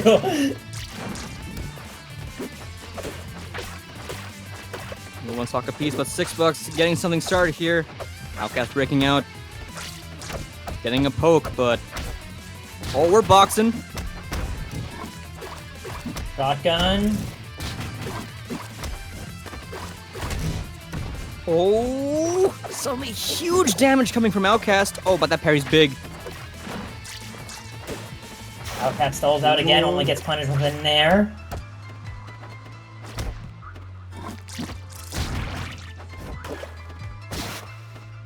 Downstrong's not gonna do it. Frag is fat. Oh, that's it. What a comeback. That was looking like a complete smother by Sixbux. But Outcast pulled it all together though. We're going to Jules Vale as our second game. Same characters. Probably going to be the same characters for the whole set. Yeah, I think so.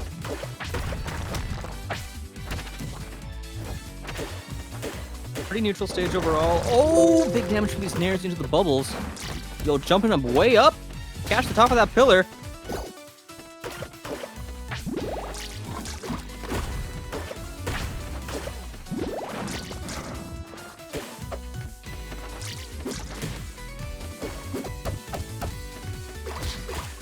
Oh man, the confidence on that charge, but he's gonna get punished really hard for it. $6. Already starting on the next combo string, actually. Not so much. Oh, looks for a second up air. Not quite gonna get it. Good drift by $6. So much extra credit.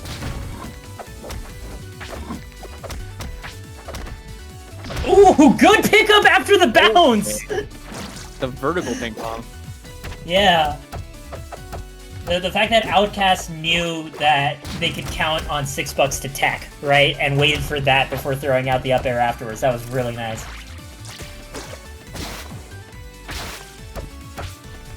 Good pro recovery by $6. Outcast definitely not able to cover that from that pillar.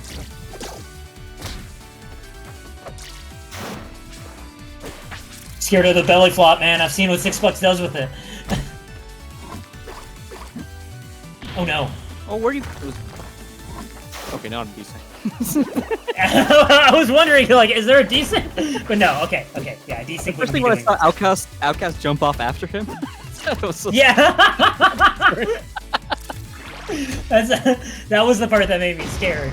Oh my god! So dominant that last stock. Solid 2 stock from Outcast. That last kick, I swear I just heard like Orcane's back like snap a bit. That was brutal. Just like the Mortal Kombat, like the X-rays. Yeah. Fatality. Yeah, that was you said it, Pride. Like that was such a commanding last stock. Like I was so busy like thinking like whether or not this was a desync, and then like it took me a moment to register. Oh, Outcast is actually really running away with this punish suddenly. So we got ourselves a Blazing Hideout then as the next counterpick stage. If my memory is correct, this is a stage that just Orcanes tend to like a lot, right? Yeah, this is definitely Sixbux' favorite stage. I think I would say most Orcanes it's their favorite stage. I would say most people probably think it's Orcane's best stage. Bubble's just really good for covering the top platform. Having 2 lanes to work with is just really good for Orcane's movement options. Drop through back air we just saw is really good, and of course, really large side blast zones, but a normal ceiling is great for Arcane, because Arcane is heavier from the side, so to speak, but also down strong is such a good off-the-top kill option that it doesn't really bother you too much. Oh, surviving that off the top. Oh my, what a combo, okay. That was nice!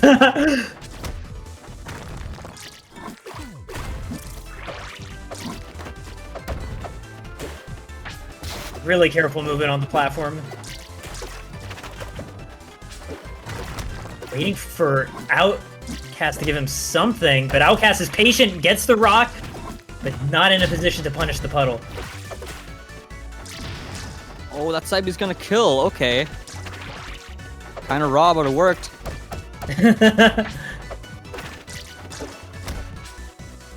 Whoop! Big fair.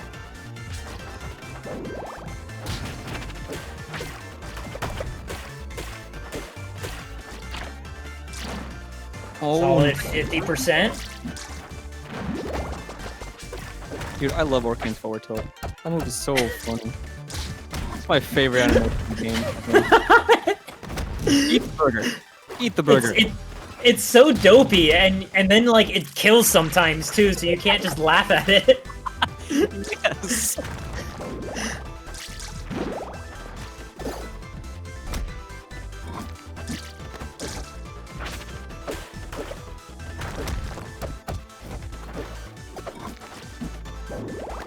Alright, Sixbux content just hiding behind the pillar. It's a pretty tight game right now. Slight percent lead for Outcast. Oh! Why did that hit? Okay. We were just talking about it. Pretty sure, like, was touching Crag, but okay. I think Crag's fist was still extended from like a jab, and it went over Orcane's head from the up strong, so like it just hit the geyser. That's my theory. Maybe. Oh, good bubble butt to recover. Crag kind of stuck there for a bit. Oh, okay. This is Very close game so far, yeah. This is for Sixbux, yeah. Yeah.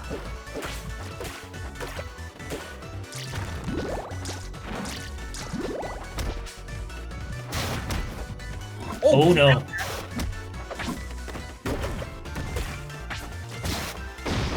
Beautiful catch! Yo, let's go! What a comeback! Wow. Doing this. What a great conversion into Waveland Downstrong. Yeah. Oh, $6 not banning Air Armada. Okay. I guess we're doing this. Okay. Also, I noticed that the stage name was Air Armada B, so I think the B does stand for basic. Oh no! Not between... not between the rock and the hard place. Don't... That's great.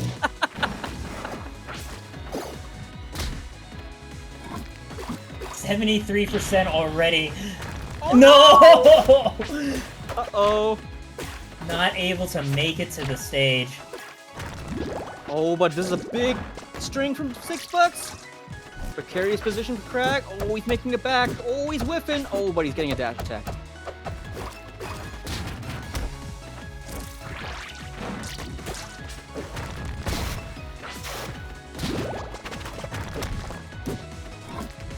Still at 112%, and meanwhile Outcast building up nearly a lapping percent onto $6, and just taking his time near the top of the screen. Because the thing is, we haven't really seen $6 like fish with like up airs either, so I think Outcast has the idea to like stay in those top platforms and like just wait out stock leads there.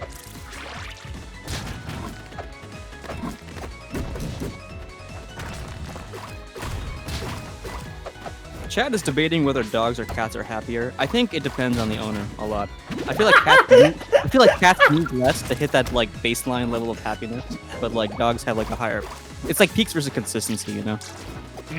Dogs have higher peaks, cats have higher consistency when it comes to raw happiness.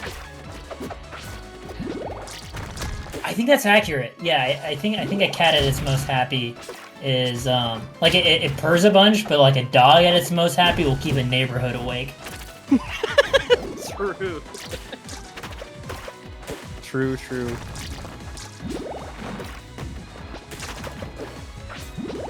163 now, but Sixbux holding on to this stock. This is actually fantastic by Sixbux to be able to get this longevity. And if Downstrong's not going to kill, but this is so close. This is basically even, to be honest. Oh! Because, yeah, that's going to kill, but Outcast doesn't have that much life left either. MSB says birds are the least happy. When a bird orgasms, it's the most beautiful song you ever heard. Was that part of MSB's message, or is that you talking on top of it? That's my response to MSB. I mean, I don't know. What do I even say in response to that?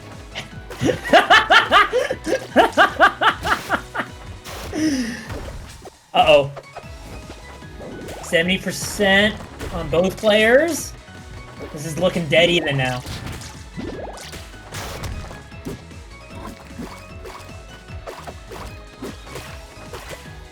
Sixbux sneaking on stage, picking up a bubble butt. Doesn't even need the bubble butt. Wow. Evening up the set? On Aramata? After that really rough first stock too. Great stuff from Sixbux. We're going to run it back to Aramata for Game 5. So much of that, I think, was Sixbux living to 170% for that second stock. Right? Just getting that much more time to be able to get Outcasted death percent again. That was amazing. Yeah, that survivability against a character like Crag means everything. Completely neutralized the extra credit he was getting. Sixbux starting off with initiative.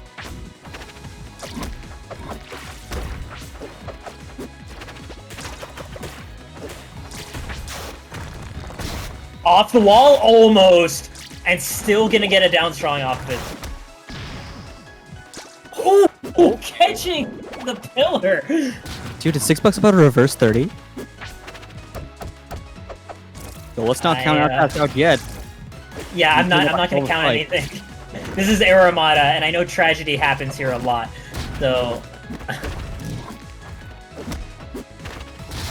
But it's certainly looking like Sixbux has the momentum. Oh my god, but so much pressure off the rock, that's a full stock!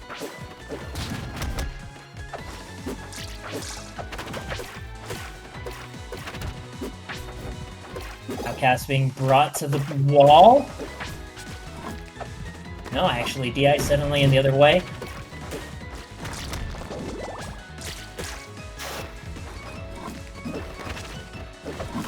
I think that was something intended to be spicy. Oh, nice wall jump back here. Getting back. Oh! Oh, dodges the down strong. That's big. Ah! Last stock for Outcast. For the whole bracket, potentially. Sixbux racking up so much damage. Catching the platform escape once again. Oh my god! Oh, that double jump! That would have been huge. Yo, Outcast, how are you gonna take this stock, man? Gotta do it quickly. There's another stock right after it, too! Up there's gonna do it. Okay. This is it. Outcast setting up a wall, I think, just as a DI safety net, so to speak. Oh, but he's getting pushed away from the wall. Careful! Oh, big percent gap. He's throwing out these down Bs. We haven't really seen a lot of parry on the down B yet from Sixbux, so they're fairly safe at the moment. Doing a lot of work for Outcast in order to just build up, not only build up space, but reduce the gap in percent. Oh boy, 4 strong's not gonna do it! Oh! Outcast smells blood! Ah! Up air, no, it's the belly flop! Parry trying to get the kill off the side special. And Outcast stuck off stage, uses pillar early, goes for a high recovery, makes it on the platform.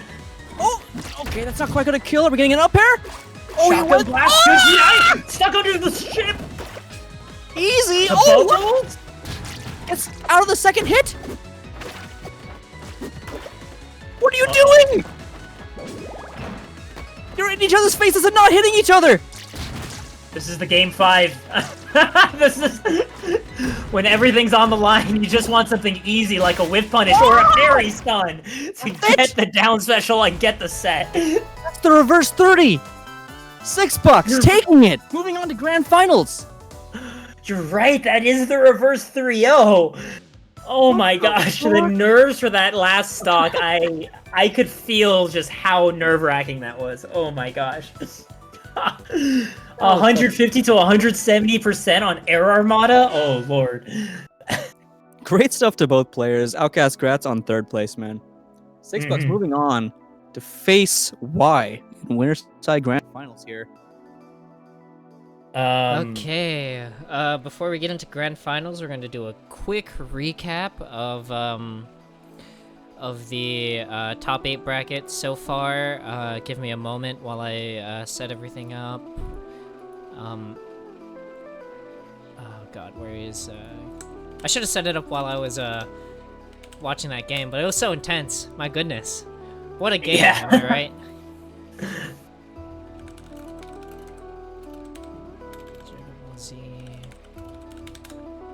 Let's see. There it is. Okay. Let me just turn down my game volume. Okay, we're gonna do a kind of DBZ recap of the bracket here. Oh, that's the wrong thing to share. Let's see. And either of you can do it, but all right, let's get started. Who's gonna do it? Go for a G-pick. Okay. Oh man. It's been so long since I've watched Dragon Ball. I don't know if I can get the tone right. It's okay. Yeah, Do your best. I basically All right. So Previously on Msban 58, top 8, oh crap. Y defeated Outcast and Sixbux to make it to winner's side of grand finals. Sixbux, having lost in winner's side, had to make his own way through Outcast and losers. Do I recap all of the loser side as well, or just leading into grands? You can do whatever you want. All right. Leaving Sixbux one more chance to fight Y, but having lost 3-0 in their previous set and needing to take 2 more to win the set, can Sixbux do it? yo, that was badass.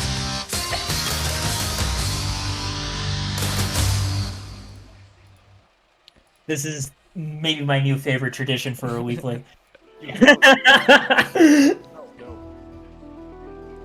Let me set back up my stream. Let's see. Okay.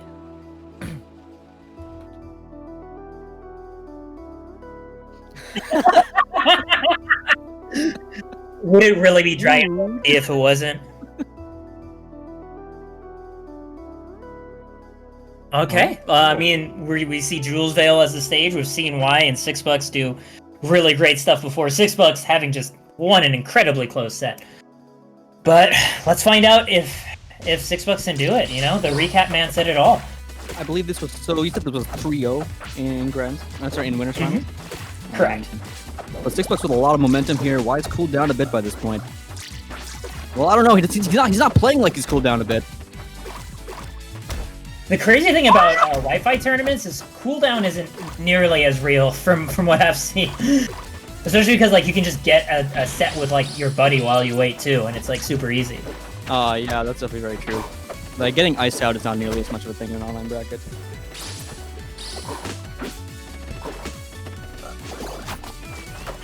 Ooh, important parry. What's the punish? Oh, where are you going? The stage is over here. Okay, finding that up air.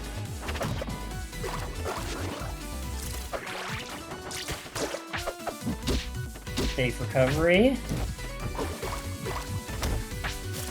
Oh, attack, very important, but why so fast can still cover the puddle? And with no puddle left on stage, Sixbux, yeah, flounders out. Wise got needles charged. Oh, careful!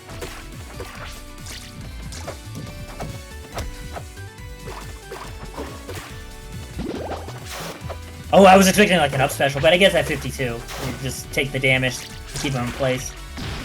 There's the up special! Oh, okay.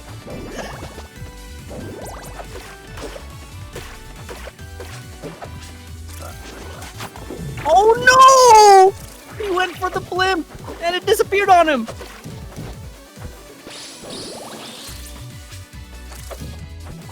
Oh, really good recovery, but even better edge guard. Why looks so consistent as soon as there's no puddle, just going for just solid, lasting hitboxes into just a forward air. Doesn't need to be a sweet spot or anything. Just send Orcane away from the stage. Yeah, Y absolutely looks like he's in his comfort zone right now. He looks like he's playing with like a lot of confidence. Like, yeah. Someone in chat says, I would love to see the inputs going on in this.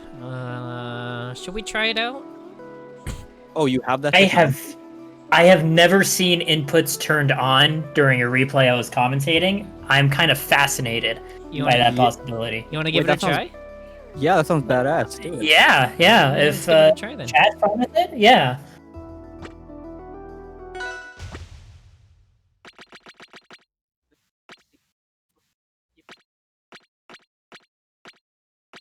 I don't know. Oh, Overhead is in like over where the percents are. Yeah.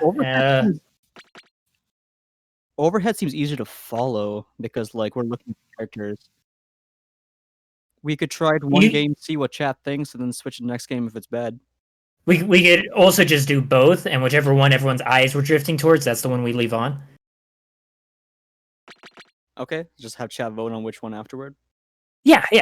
Sure, sounds good to me. Yo, this is a really cool feature of replays. I haven't seen these inputs before. I've literally never turned this on, and I immediately regret it because this is kind of awesome. Yeah, that's pretty cool. Okay, now I'm actually staring at the controllers more than the players, so I'm gonna stop watching the inputs. Yeah. So realistically, like I'm looking at the controller, and mostly I'm just getting a vague sense for like how much APM is going on. I'm not really sure how much information there is besides that, but it is cool to see that, right? And you know, it's the closest thing we have to like watching the players like hit their controllers at the speed of light. So the one thing that I have noticed that was actually really cool is when Y threw out tongue, I saw the stick drift to back and up, which would be a good DI angle if you got hit, right? So like that sort of like planning to be hit DI thing, I think is really interesting that you can catch with this. Okay, it sounds like chat prefers status bar overall. Okay. By which I mean like the two people who have said something prefer status bar overall. That sounds overwhelming, yeah. 100% preference. Like 2-0 wins you a best of 3, so. Yeah, exactly. Get yourself enough 2-0s, you find yourself in top 8. True.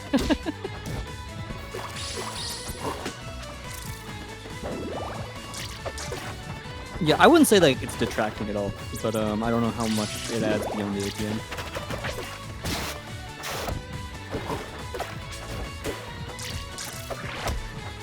I think it would be kind of cool if there was just like a raw APM meter instead.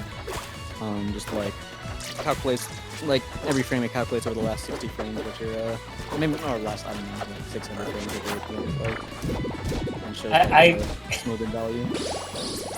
I think it would be funny just because like my APM would be a solid like 45, which is like actions per minute. That's... Did you see 45? Yeah. Like less than 1 action per second? No, actions per minute. I am a slow player. APM is actions per minute.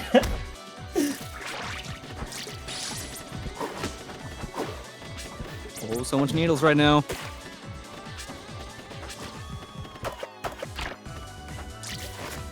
Okay. Renders himself poison free. Are we gonna get the edge guard? Oh, that slingshot up air is gonna actually catch Sixbux trying to cover it. Very nice. Y in such a good position too. Stock lead. Sixbux at death percent and with the bubble and death position too. And that's gonna put Y up 2-0 en route to 6-0 Sixbux once again. Or 3-0, but I guess it would be a 6-0 in the end. Oh, it looks like we're going to FD. Definitely the first time we've seen Endless Abyss, yeah. Yeah, I mean, Orcans tend to like this stage a lot. I don't know how Ranos tend to feel. I would generally assume that most players just like ban FD versus Orcane. Just the puddle, like, taking you to the laundromat at the side of the stage is just such a hassle, man.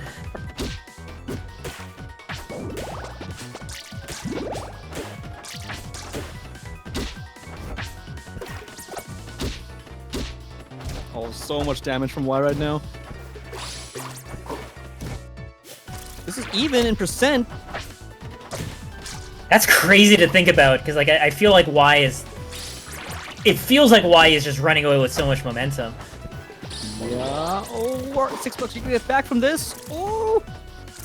Gets the... Oh, so good! Huge. Oh! Gets above the infinite range upstrung. Frog legs are so strong, I don't know what else to say. Downstrung, there we go. Sixbux in chat says he doesn't like FD versus Ranos that are very needle heavy. That is why he wasn't using it before. Yeah, we mostly see Y bring out needles for like edge guarding. It's not too common of a neutral tool.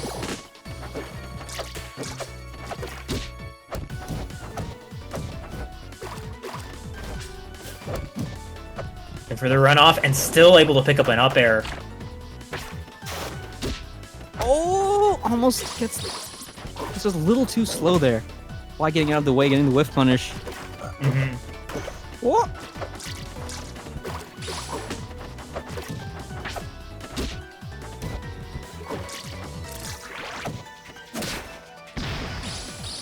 One stock left on Sixbux.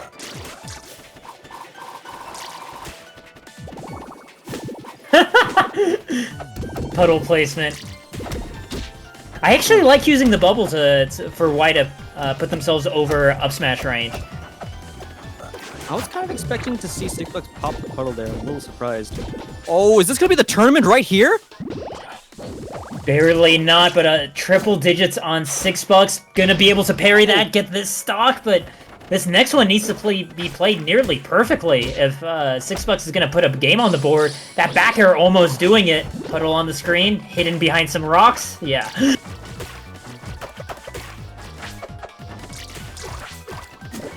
Oh, goes for the raw side B, doesn't get it, but no real punish on it either. Oh, but that's it! That's the tournament! Y takes it away, winning grand finals with another 3-0. Doing fantastic work all through the bracket. Sixbux closing out their run at second place with a lot of really good sets, too. This has been just a wonderful tournament to see the top 8 for. I am always so surprised at how awesome Rivals is to watch at, like, every level of play. Absolutely. Like, so many 6 sets today. Yeah. Okay. Honestly, all top 8 players played really, really well. Great stuff, everyone. Congrats, boy. Yeah, good job, everyone. Congratulations to Y for winning Msban. You're banned from this tournament now. I'm not sure where else you can go now. But, yeah, good shit to everyone in top 8.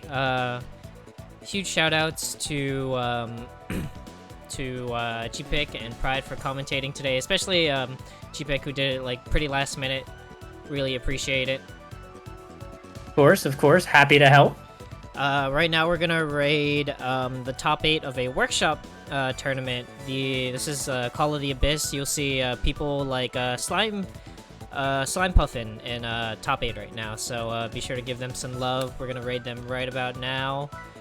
And yeah, in like 5 seconds. All right. Good night, everybody. Thanks for tuning in, and enjoy more Rivals action. Take it easy, everyone.